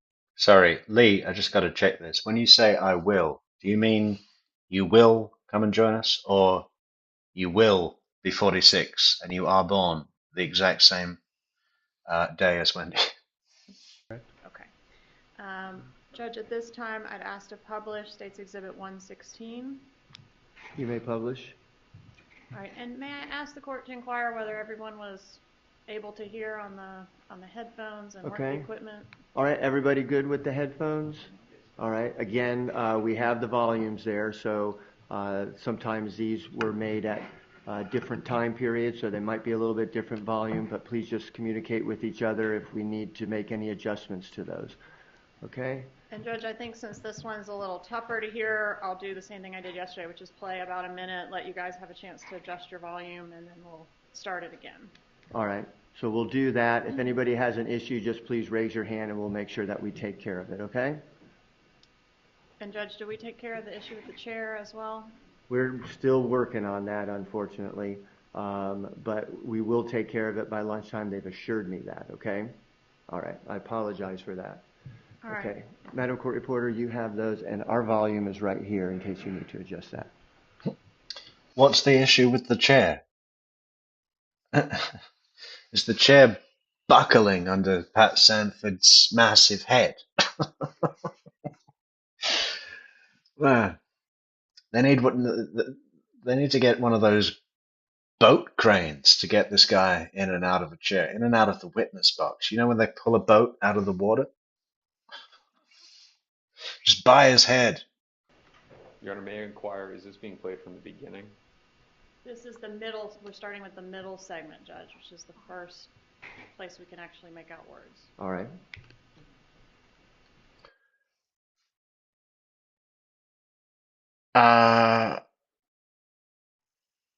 I don't think so, Ryden. Wendy's not born in 76. That's Charlie. I'm almost 100% certain she's born in 79. I mean, it's not 80. It's 79. Should we look it up?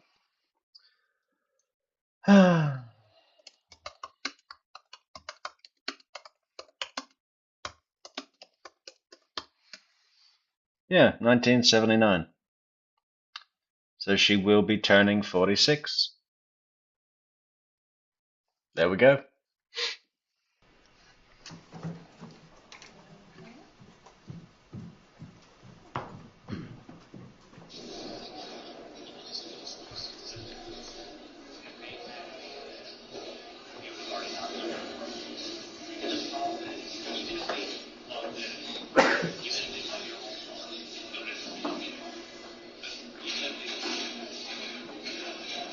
Okay, that's totally trash inaudible.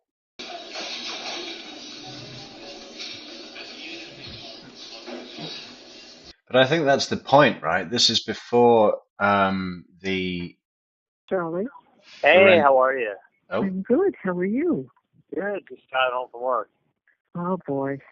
Oh boy. Thank you, Chief Operating Officer Amy, for the coffees on buymeacoffee.com. Who's going to sleep? Good night, Amy. Yeah, I mean, we'll see how this goes. This is the Dolce Vida, so we know that the audio is fucked on this anyway. Let's just play it out.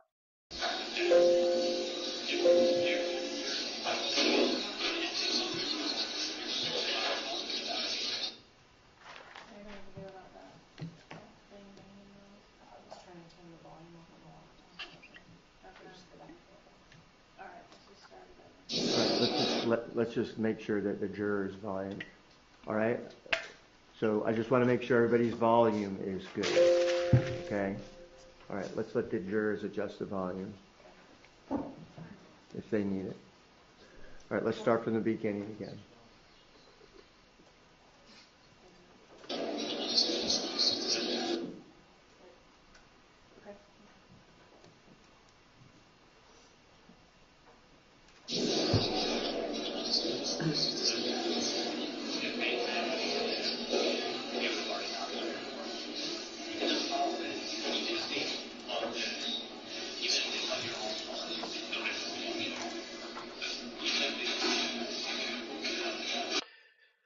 Riding shotgun is Chief of Security, Jane. If you want to see a picture of her in uniform, I can make that happen right now.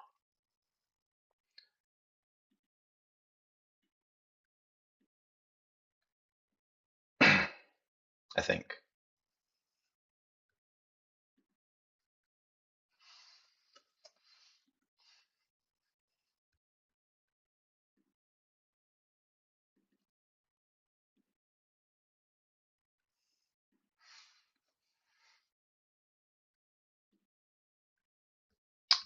1 second. Scale, no. Transform. To screen. Fit to screen. No. Stretch to screen.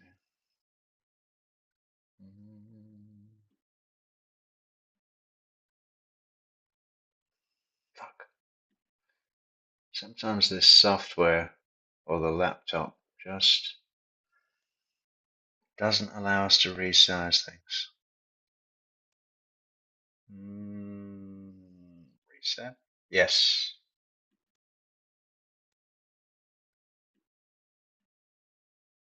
So we went for discretion was key in picking something that would work for chief of security riding shotgun. But you never know who's out there, where they're hiding, right? So it couldn't be something obvious, something. I think it's great.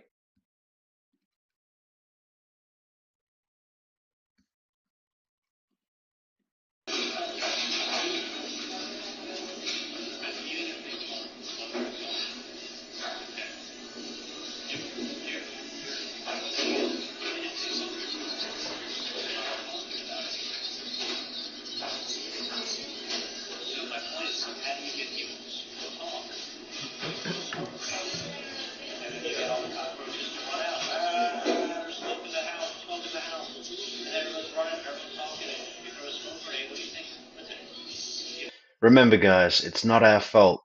The audio is not supposed to be audible. That's the point, because the expert, the forensic engineer, wasn't able to get it done. But we're still hearing what the jury are hearing.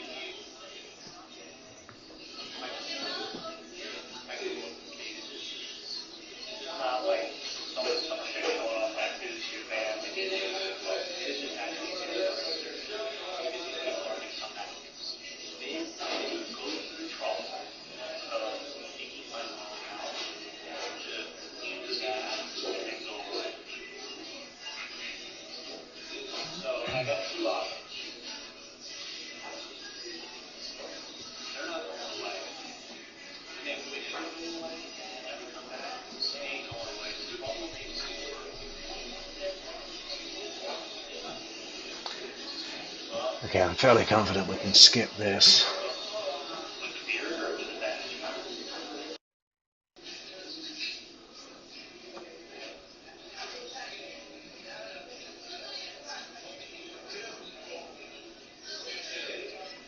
They're so coordinated together as well, aren't they? I mean, they're in matching blacks today, but sometimes they complement each other, sometimes they're matching, sometimes they're opposite. But it's always, I bet they dress together, you know. I bet they've got a little changing room at the back of the courthouse. You know, they arrive in sweats and then they get dressed together.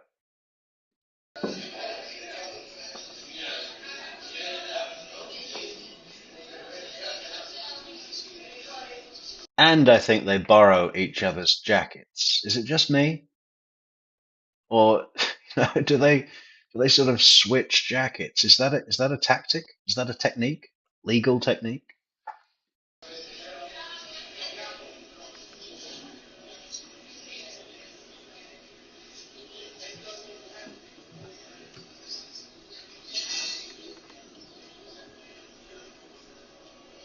Why does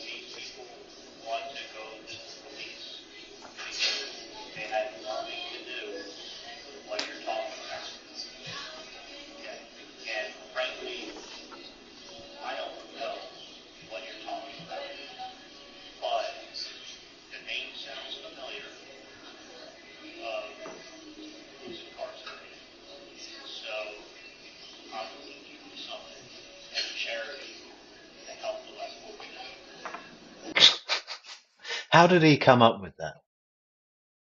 Did they all come up with it together?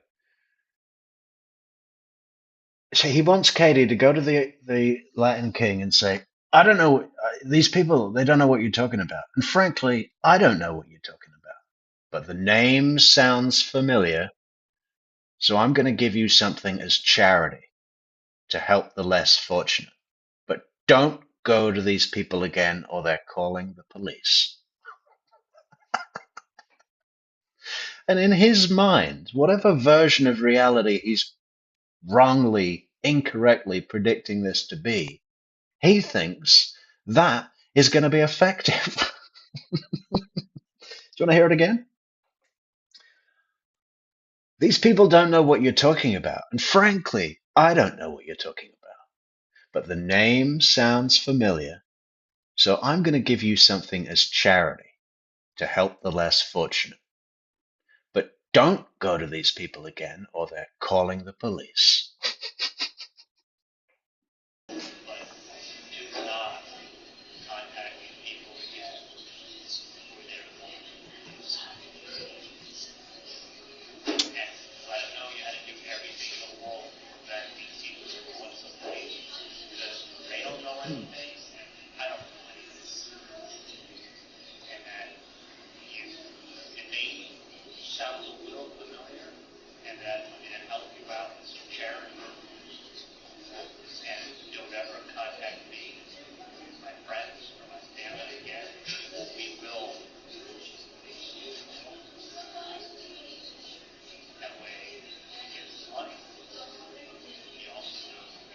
Well, her father was a professional athlete.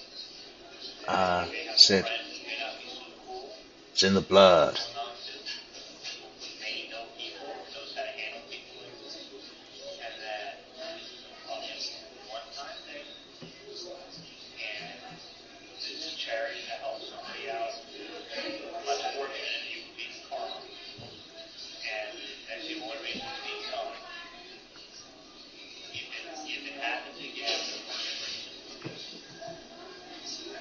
He thinks, the reason he's putting it like that is he thinks he's thought of this genius way to be able to pay a bribe, but not, if it is the cops, it can't be an admission of guilt because it's charity. And he thinks that saying that, he's just got this no knowledge about how any law works. Everything he says is wrong.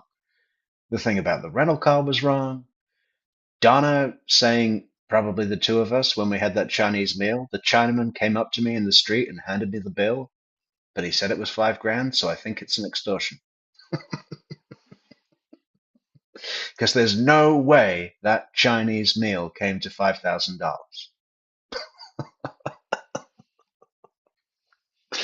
These people, I really don't know how they've lasted this long.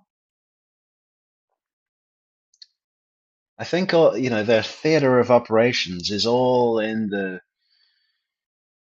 from a position of privilege.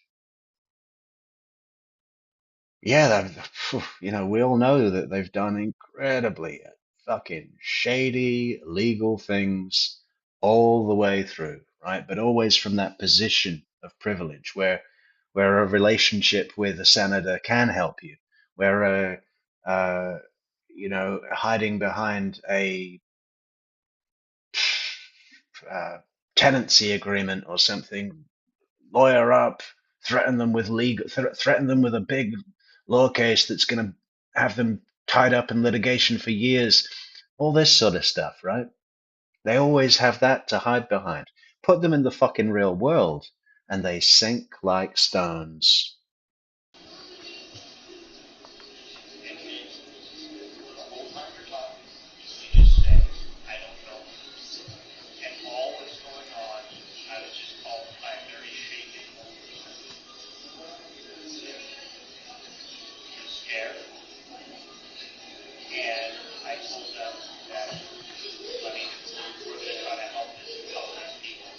Got about 27 minutes left on our goal at the top of the chat, guys.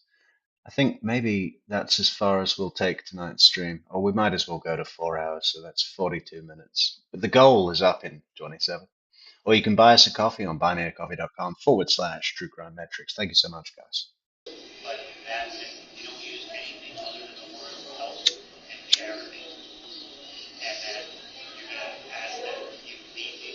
Yeah, don't say anything else but the words help and charity and Chinese meal. Okay? Offer to buy them a Chinese meal.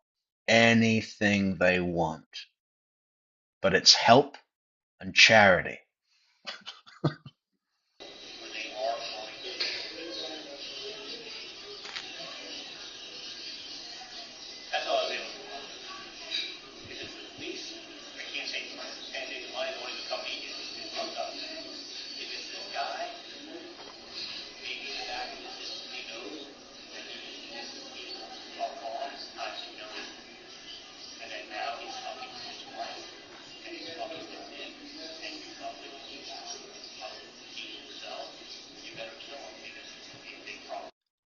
Harley, did you catch what I said earlier about the charge card stream that I'd be sure to let you know? I announced it, but I don't know if you were here at that point. So if you didn't hear it, probably towards the end of next week might be a realistic goal. I don't want to trying to get away from this thing of promising before I know, because for obvious reasons. But I'm thinking that's realistic, and but I know that you really want to see it and be involved, and I want you involved, and have you in the chat because the theory came from you essentially. So I will be sure to let you know with ample notice when I know that it's definitely going out on Discord. So keep an eye on Discord. Okay, you heard it. Cool.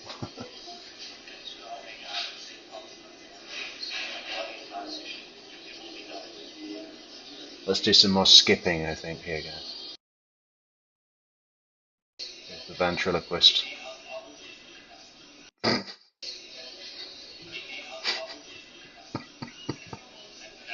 gotta screenshot that, hang on. I know, I want the eyes open.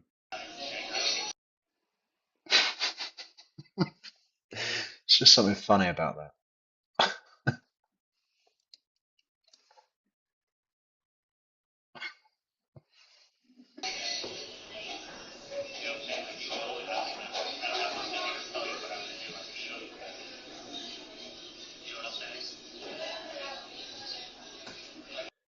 Okay, we need, this is what I'm going to do tomorrow, guys. I'm going to get this little video of Judge Wheeler and the headphones moving. And what is the song that we could play over it to make it look like he's listening to that song? Open it up in the comments, guys. Ideas. What is Judge? You get what I'm saying? We'll make a little video, a short, and we'll have Judge Wheeler. We'll make it look like he's listening to a song. What song should that be? I'm going to say,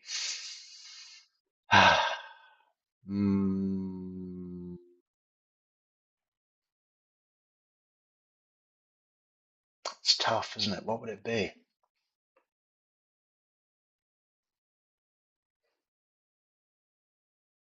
How about The Arbiter from the musical Chess?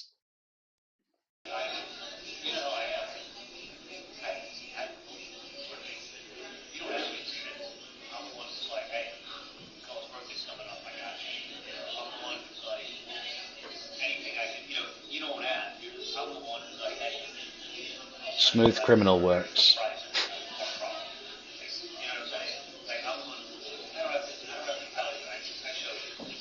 We could throw in some clips of Katie talking ghetto.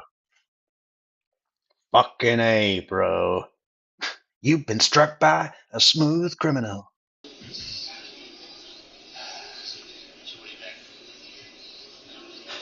Easy like Sunday morning, like it. Probably is his favourite song.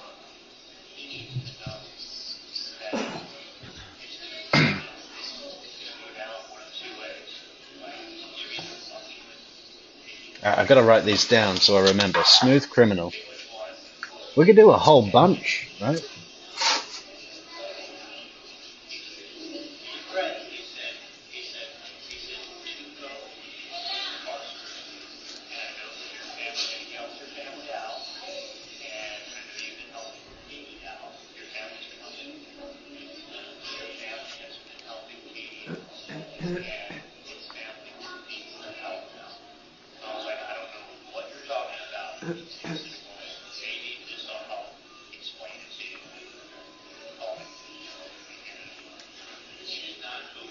Back in Black.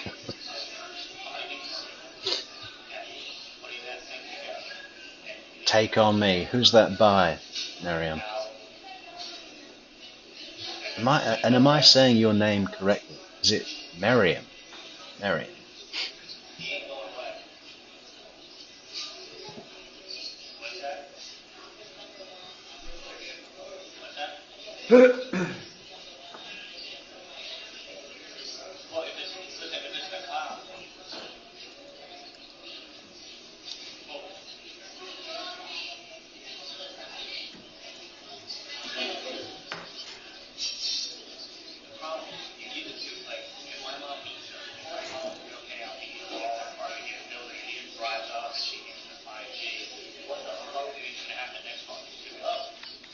We've got loads of minutes of Judge Wheeler listening. We could have a full song. This is going to be brilliant. I reckon it could go viral. I mean, we'll have to demonetize it, obviously, for copyright reasons, but I don't think we'll get into trouble. It just means the original artist gets the proceeds. That's fine. If we get likes, it raises awareness about the channel, and more people will tune into the lives.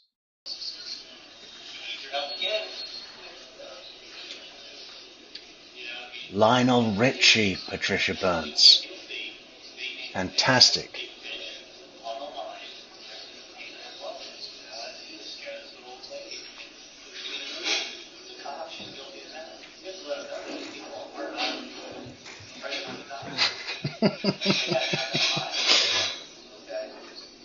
This is what I really like about this show, this community, guys, because if there's a bit of court. We've been watching this for what, 11 minutes?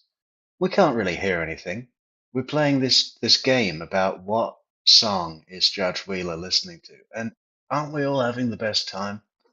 It's such a nice thing. I don't see this on other channels. It's our USP.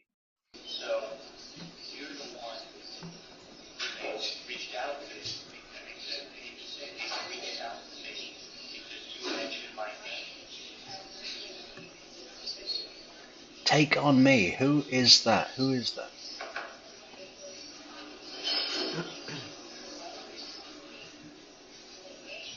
Wham.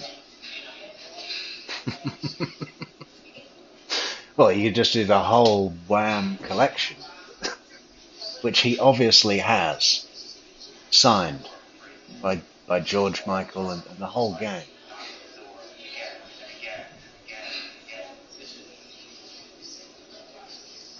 Born to Run. What, Lynyrd Skynyrd? Nice.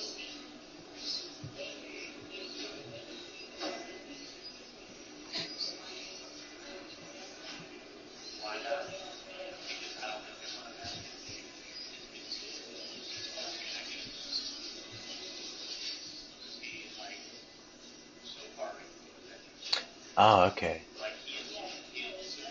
Michelle, the question is, we want to make a short video tomorrow, so we're going to take this clip of Judge Wheeler listening on the headphones, remove the audio from the courtroom, but we're going to play a song over it so it looks like he's listening to that song, and we're playing a game to say what song would be perfect for that. I might do all of them, to be honest. Fuck true crime commentary. We're just we're just gonna fuck about now.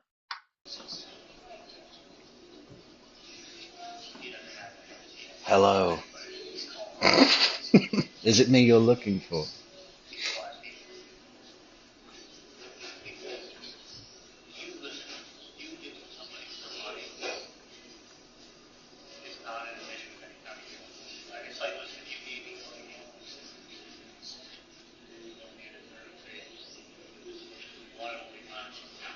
Was not was. Hello, Dad, I'm in jail.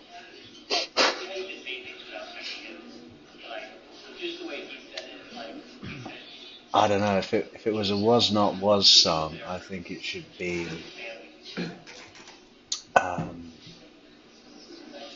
I Feel Better Than James Brown. I was transferred to the moon. Worse pay, better hours. I was transferred to the moon. Worse pay, better fellow workers.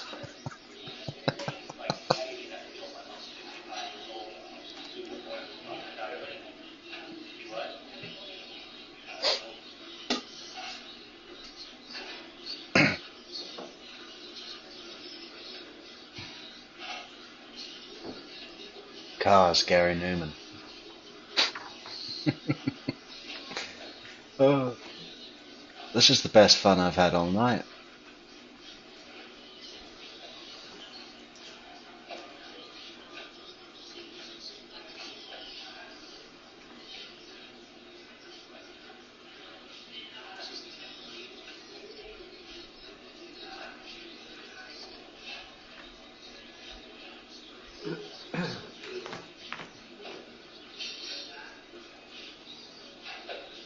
I gotta save that showdown song for, I got a plan for that later, Michelle.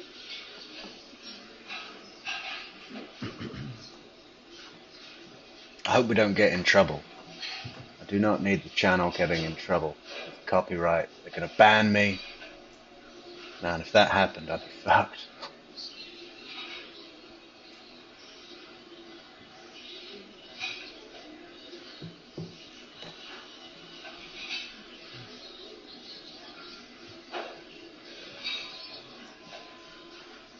Nights in White Satin's a good choice. Something easy listening, but then with a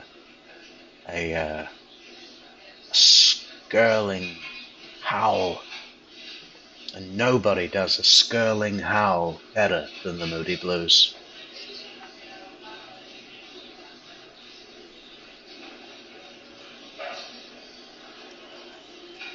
9 to 5. The possibilities are endless.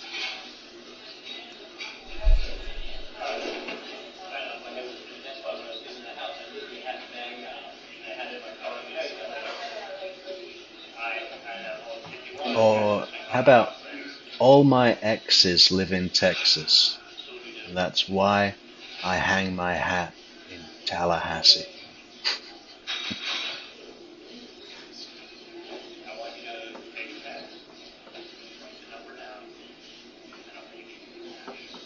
Or Bitter Creek, if we're talking Eagles, right?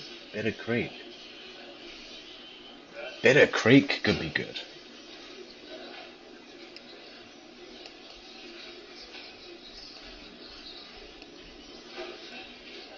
No fucking Desperado. You know where they recorded that? In London. London, England. I always had this vision of them doing it in some, remote desert ranch or something. They recorded it in fucking little studio off Tottenham Court Road.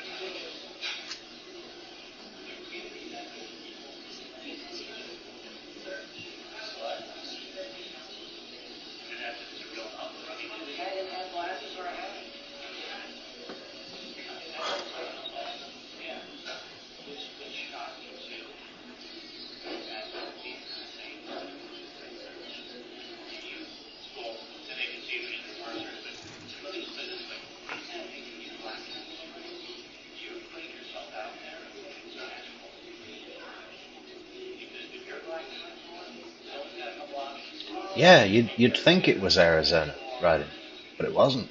It was London. Let me double check that. Let's fact check that.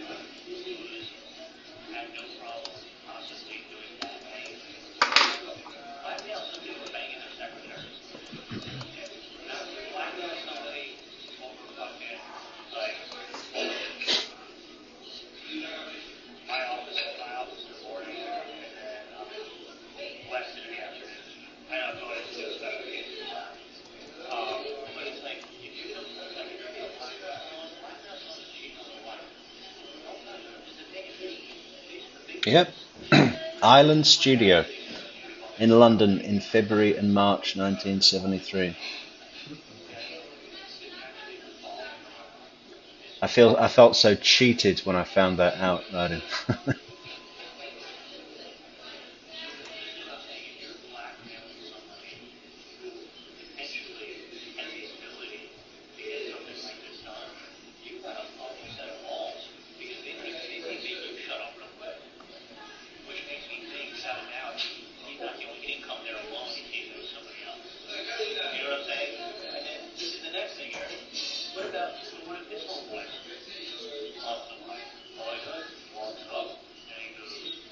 Yeah, Bitter Creek's the one, isn't it?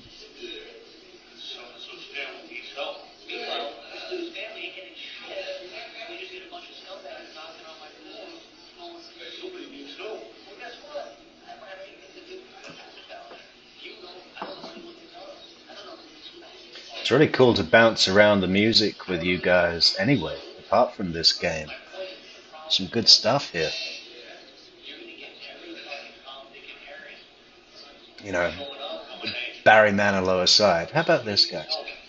We live in a world where John Lennon was murdered, but Barry Manilow continues to put out fucking albums.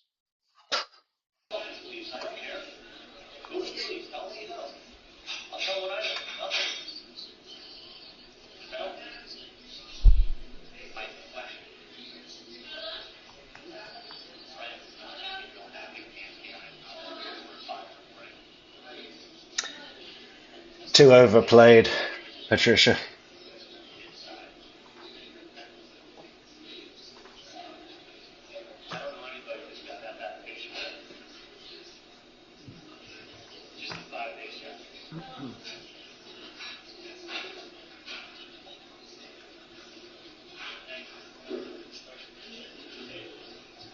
I know, Lee. He's still going on.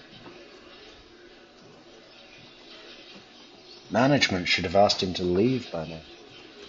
Oh, we're done. Look at the hair. Wow. Oh, what a shot. Fucking macro lens on it now. Wow, it's like a religious experience.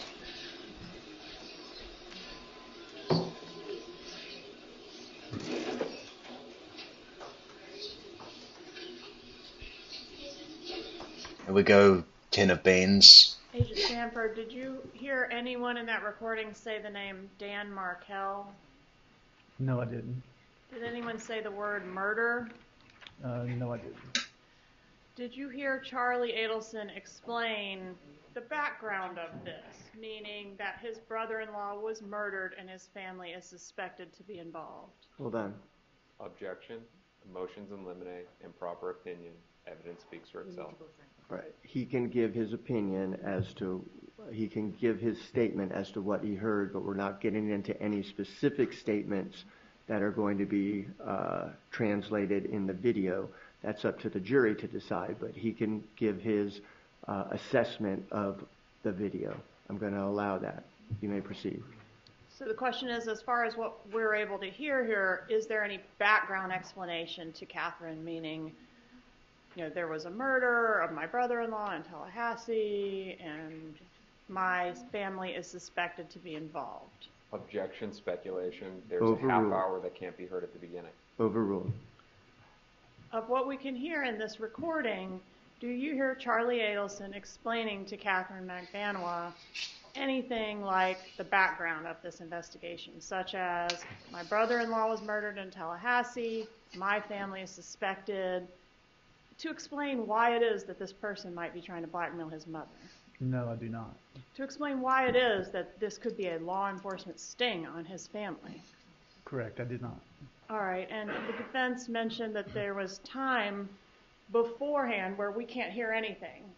Time in the car and some time on the video where we can't hear what they're saying, right? That's correct.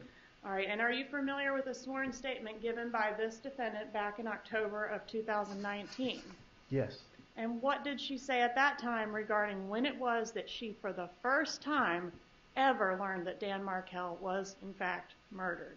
She said it was not until Sigfredo Garcia was arrested is when she found out about the Dan Markel murder. And on what date was Sigfredo Garcia arrested?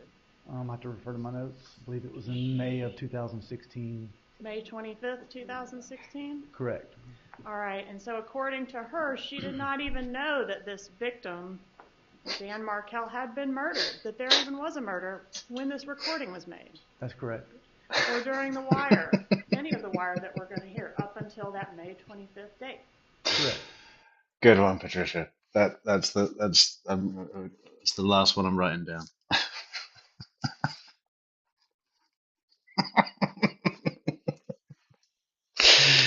Oh, that's going to be hilarious. I'm going to have fun tomorrow, though. And at the time that the defendant made that statement, I didn't even know there was a murder. Had we clarified this video that we just watched right now? Clarified as far as enhanced? Had Keith McElveen done the work that we just watched? No, he had not.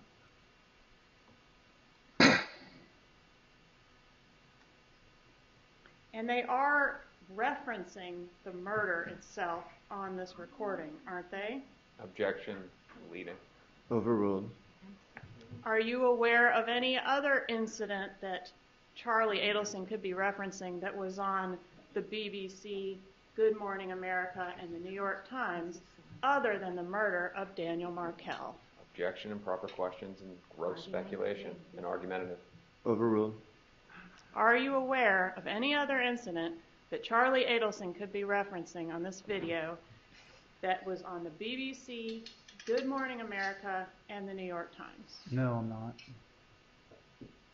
All right. Judge, at this time, I would like to move on to our call F. Agent Sanford, can you tell us who are the parties on call F? This is a call from Charlie Adelson to Donna Adelson. And how close in time is this call to the meeting with Katherine Magbanua that we just watched? It's afterward. Sorry, go ahead. Sorry, it's afterward. I'd have to refer to my notes to. Okay, please refer to your notes if you can. use them to refresh you on how close in time this call that we're about to hear is to the Dolce meeting we just watched. The Dolce meeting was around 3:45 on the 20th, and it was about an hour long. This call that we're going to listen to is about 4:56 p.m. 4:56 p.m.? Correct. So within 10 or 15 minutes of Charlie Adelson departing from the meeting we just watched? That's correct. All right, and he's calling Donna Adelson. Correct. All right, let's publish call F at this time, please. Headphones, everyone.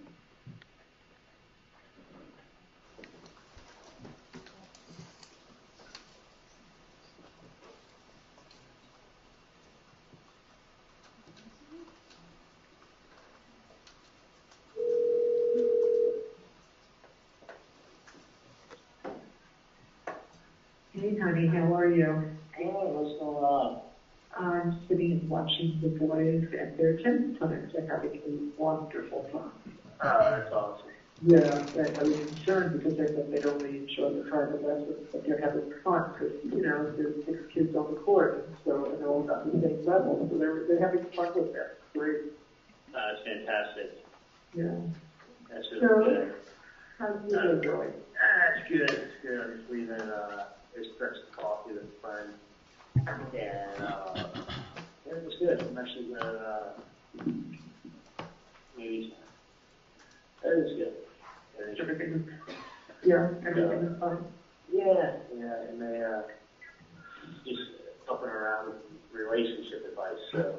Oh, okay. Yeah. She may come by and see me tomorrow, actually, too. Because she had to go back to work. So I think she's going to come maybe to my office tomorrow or another office so I can talk to her. So I gave her some good advice. Yeah. And she's just sleeping on it. Okay. Okay. So, Yeah. This is the best code yet, isn't it? Yeah, I gave a friend some relationship advice. Yeah, I gave her some advice, and yeah, she's sleeping on it. Gonna get to see her tomorrow, and we're gonna talk more about my advice. relationships are not easy. No, they're not. They're not. So that's it. So everything's fine anyway. It's without a doubt. It's fine. Yeah. No question in the world. Okay. I would not. No, I honestly, I would. No question in the world. No question in the world. I mean, that's almost like a Rashbaum fucking weird format sentence, isn't it? Because your mind goes, isn't it supposed to be not a question in the world? Like there's not a question in the world. And then you think that's weird too. No question in the world. I mean, no question at all, I think is what he's trying to say, right? Like there's no uncertainty. We know what's going on. There's no question at all. No question in the world. Who says that? Who talks like that? But it's this trick because it almost sounds legit until you go, no. It should be not a question in the world. And they go, that's not right either. They suck you into this weird, absolutely no speaking style. Puzzles don't fit. Pieces of the puzzle don't fit. I could talk to you more about it, but yeah. I mean, if you want, you can always come up to the off ball. You're gonna be hanging out with Dad tomorrow, right? Lee Abe says, in the air tonight. Wouldn't you just imagine if we could pay him to do the skit version and actually have him break into the drum solo? Yeah, tomorrow, what's tomorrow? Tomorrow's Thursday, yeah, tomorrow. Yeah, we're going to be doing a lot of stuff for the holiday. On the bench, full drum solo. A lot of cooking. Passover is a rough holiday to cook for. It's not an easy one, but not much I'm bringing 10 lobsters and nobody complains. You're probably right. No one would complain. Well, it's only us and the kids and Dave, because Dave doesn't have children. Oh, really? Yeah, so it's just the boys and us and Dave. That's awesome. Yeah. So do you think everything will be good for Saturday night? The dinners are still Yeah, I think June, well, you know, June's trying out for the Awesome cheerleaders. Oh, no, it's good. Yeah, no, she's actually Is she a dancer? oh my gosh, she's an awesome dancer. She made it to the 5th round last year and got cut in the last, like, literally, like, when they have it down to, like, 60 girls and they take 45. Like, you can imagine how many girls try out for it. Oh, yeah, I've seen it on TV. It's the tryouts. It was like, Yeah, there's like hundreds of girls. And they're all really good dancers. Yeah, no, June's an awesome dancer. She goes to dance class like 3 days a week, and she's been training really hard. And she's actually probably been training too hard because she pulled her hamstring like 2 days ago. Oh, boy. So, no, she could do like head kicks and like double turns and splits. And no, she's been a dancer literally her whole life, dancer.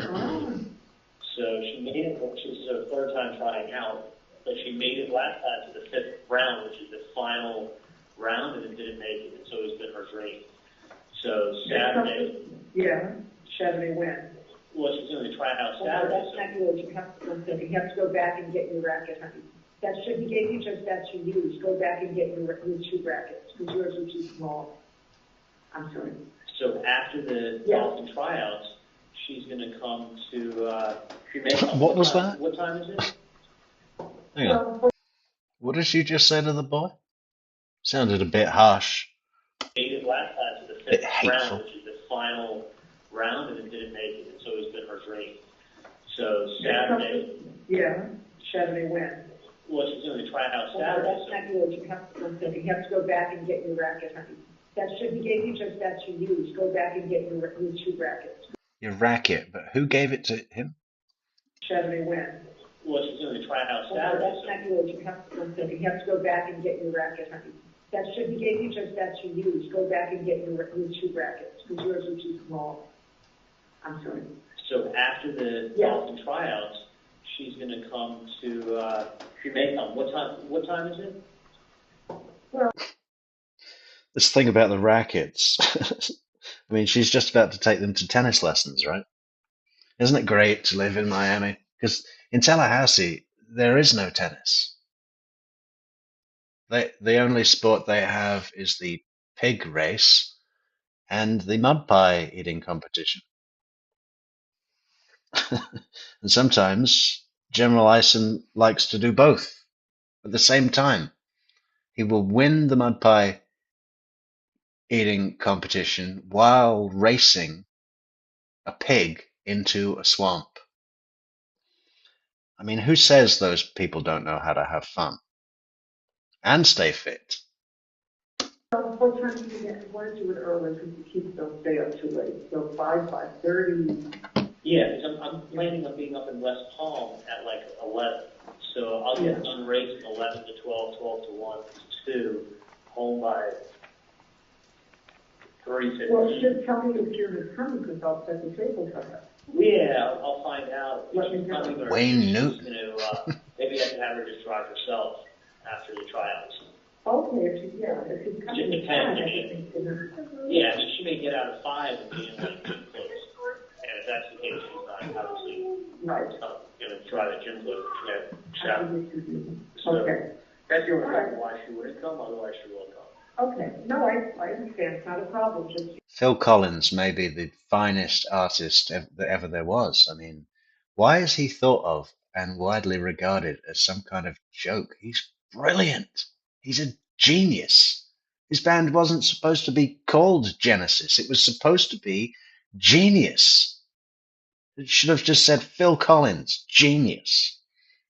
you'll just let me know because I'll set the table except for one more. I'm excited for her. I hope she makes it. Yeah, oh my God, that's a very exciting thing. Well, that's how she knew. That's how she knew Lauren's sister. Oh, okay. Hold on one second, guys. Wait a minute. I have to ask Pat something for you. I have to see if the coach can take that one Monday. Let me just run out to the court for a second. I'm going to call you right back. Are you okay? Yeah. How surreal is this, right? I mean, it's almost like an Elizabethan revenge drama or something. It's just like, Donna's on the phone discussing the FBI closing in on them for murdering Dan Markel, the father of the 2 boys that are surrounding her with tennis rackets, completely unbeknownst to them, whatever is going on. I mean, it's just surreal. Okay.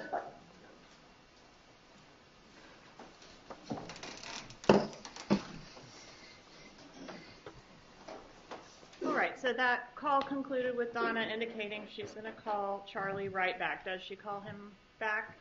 Yes, she does. And that's about 5 minutes later? Correct. Okay, and just to refresh everyone's memory, what date are we on here? 420. Okay, so this is the day after the bump, is that correct? Correct. Okay.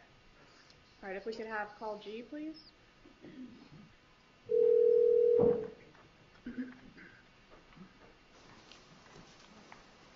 Headphones, everybody.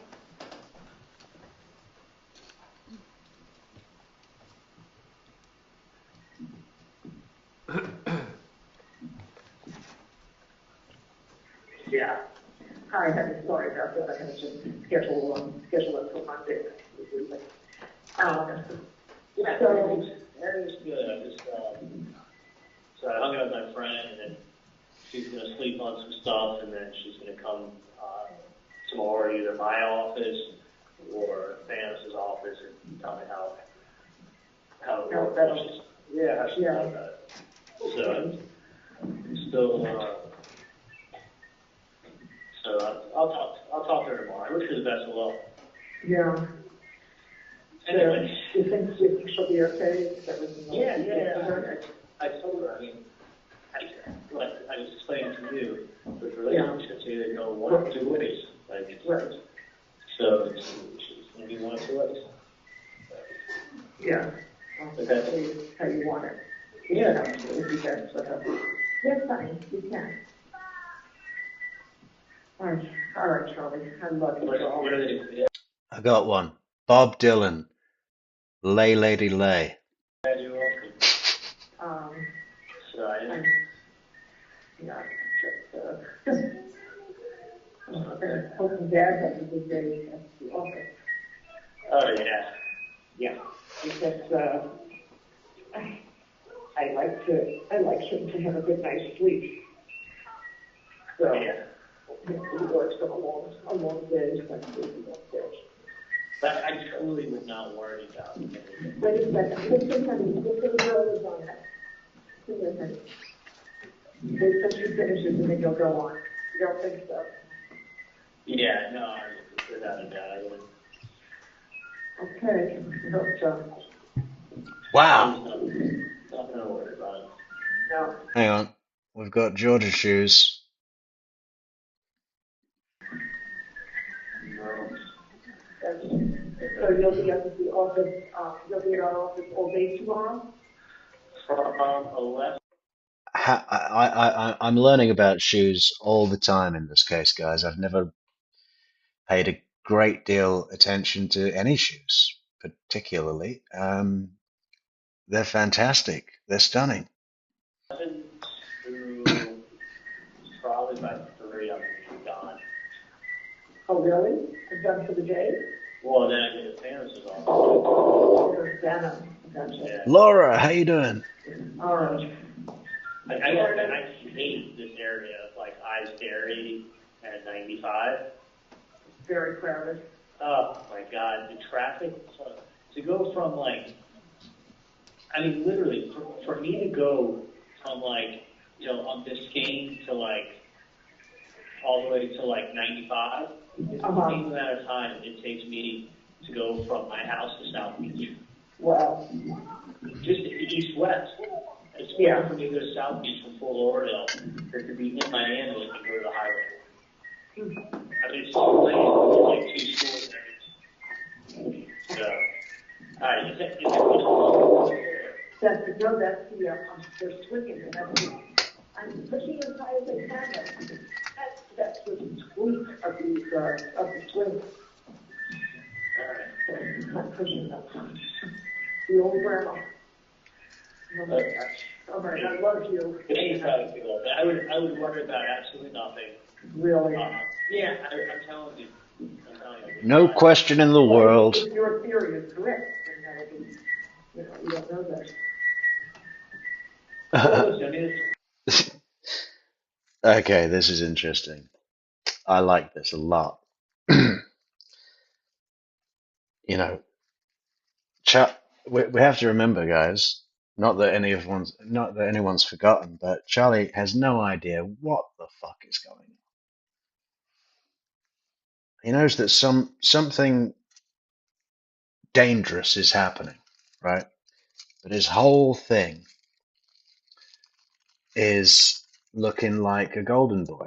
He's not going to looking out of control to Donna. It's not really about protecting Donna and keeping her calm. It's about preserving his image as it is seen by her, right? That's what it is. He needs to be golden boy, prince number one.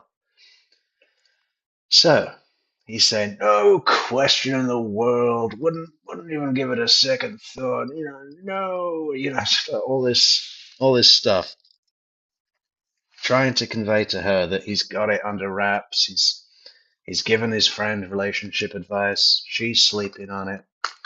He's gonna go and see her tomorrow, and it's all taken care of because he's the number one golden prince. But then he really didn't expect this either, right? Because he's always been golden prince. Donna doubts him. Well, if your theory is correct, she calls it a theory, right?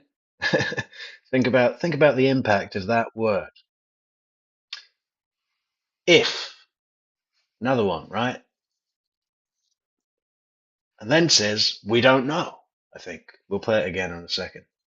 Well, if your theory is correct, we don't know. And Charlie is taken off guard. You can hear him stumble and try and clamber to regain some of his image back that he knows he's lost in front of his mother, and he may no longer be Golden Prince. Let's just go back a second. I love that bit. I'm pushing as high as I can. That's the root of the twins. All right, I'm pushing up. The old grandma. All right, I love you. I would worry about absolutely nothing. Really? Worry about absolutely nothing. I'm telling you, not. Well, if your theory is correct, then that would be, you don't know that. Well, listen, I mean, you have to realize this is something. It does them no good. Yeah. At the end of the day, there's nothing. They're not going to gain anything. They're still going to be in the same situation. It's not like you've ever threatened anybody or hurt anybody. So no. The thing is that they're not hiding who they are. Right. Not at all. Not at all. So that's why I had that other supposition. What is that? That's why my thoughts were different. Yeah, I mean, it's not really hidden who they are. See, Don, what did she say? My first theory was different. Like, it's the cops. See, this is another real big weakness for the Golden Prince, because rather than thinking of this through this objectively, his primary fucking thing is totally irrationally maintain your image as Golden Prince, when it should be look at everything objectively and work out if it is the fucking cops, right? But he wants it to be a Latin King, secondary copycat extortionist, because that's a situation that he, well, I don't know about control, but like, he can talk about because he's the conduit.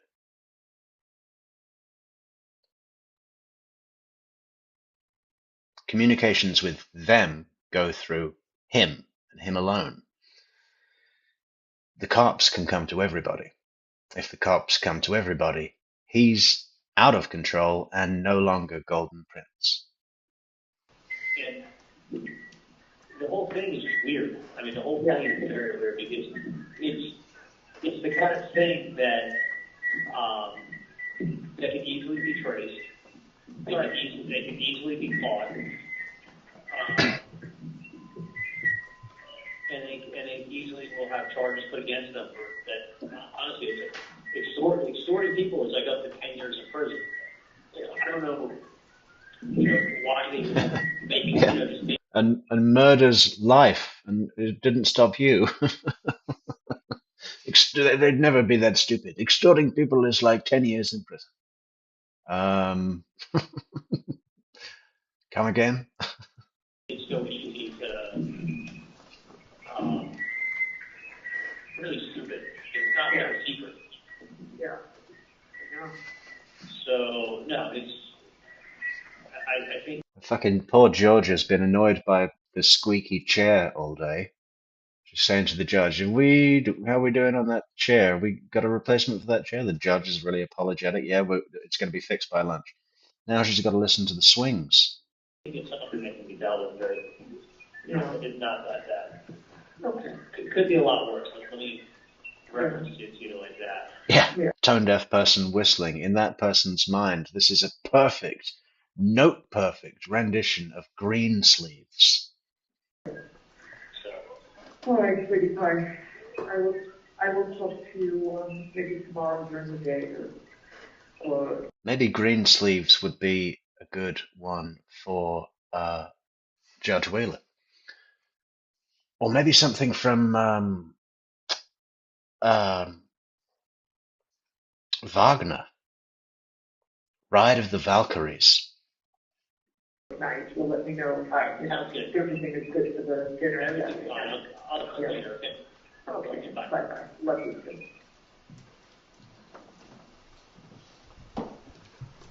Okay, did we just find our stopping point? All right, Agent Sanford, I want to ask you about the first conversation that's captured on the wire between Sigfredo Garcia and Katherine Magbanua. When was that conversation? It was on 4/21, the very next day, at approximately 8:17 a.m. in the morning. Okay, and at the time, are the two of them living together?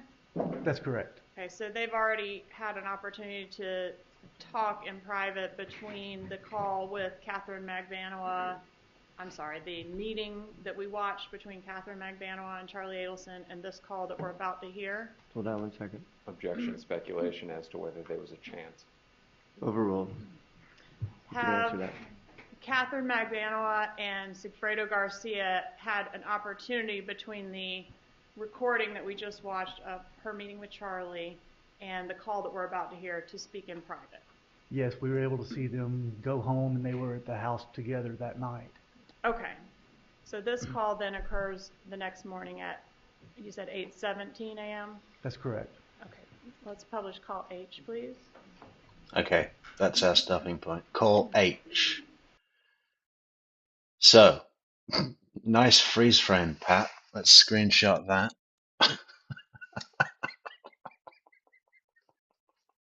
Now his whole body is turned into a tin of beans.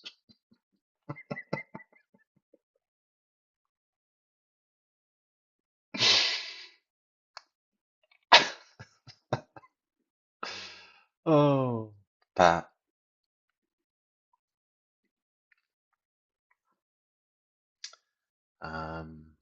Which one?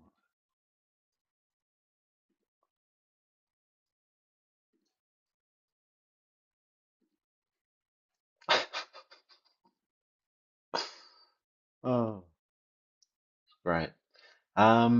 Yeah, so we are not live tomorrow, folks. We're not live, but we will be prepping stuff for the channel. It's part of our structure. Also part of our structure is trying to keep streams to around 4 hours or less. I think we should do some much shorter form content. I don't know if everybody has the time for 4 hours. But what can we do in 30 minutes? We'll come up with something. But hey, maybe I'm going to upload some of the Judge Wheeler listens to some easy listening tomorrow. So keep an eye out for that on our channel page. Yeah, no, great night. Great night tonight, guys. Thanks everybody in the chat. We had good comments, good comments. Of course, thanks to our supporters, super sticker givers, super chatters, super coffee go-getters, and the bulletproof Metrix moderators. All of them.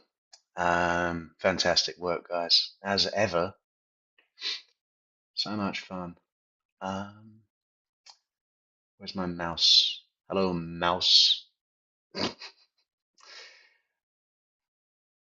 I mean, Pat Sanford literally, as I said, mouse then. I just thought, does Pat Sanford look like he has just had a gerbil inserted into his rectum? That's the face you would pull, isn't it? You know, you're scared, but you're not sure if it's kind of nice, and you're trying to be brave and get through to the pleasure phase.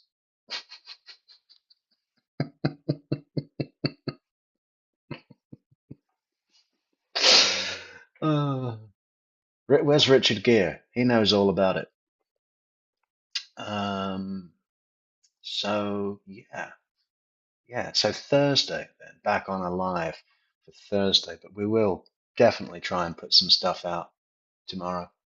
So check it out. And also, by the way, guys, I just had a look at some of the old content the other day, and I came across a stream that we did about 7 months ago that has only had about 800 views since then.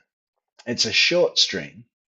It's a much less known case out of Utah, but I listened to it and I thought it was one of our better shows, to be honest. So if you're interested in seeing that, I'll put a link to it on Discord, because I think this would be really cool to do as an experiment, guys. It's not Adelson. It's a case out of Utah. I think the guy's name is Dalton Aitken. Dalton Aitken. And it's only about an hour long. But what would be really cool, if anyone needs a Metrix fix for tomorrow, or now, I mean, I'll put it on now. Go and play that, and leave a like, leave a comment, and I just want to kind of see if that affects like a video that's become stagnant. It's only had 800 views in 7 months. Okay. But I wonder if a few people from this chat and on Discord go and watch it, leave a like, leave a comment, whether that might do something to the algorithm and push it into the, suggested videos to other people. Because I thought it was it's a good subject, and I thought it was a pretty good show, and it's nice and short as well. Yeah. So it's, keep an eye out for that. But until then, we will say good night, and thanks so much for being here. Thanks to the supporters and everyone else as well. Okay, True Crime Metrix out.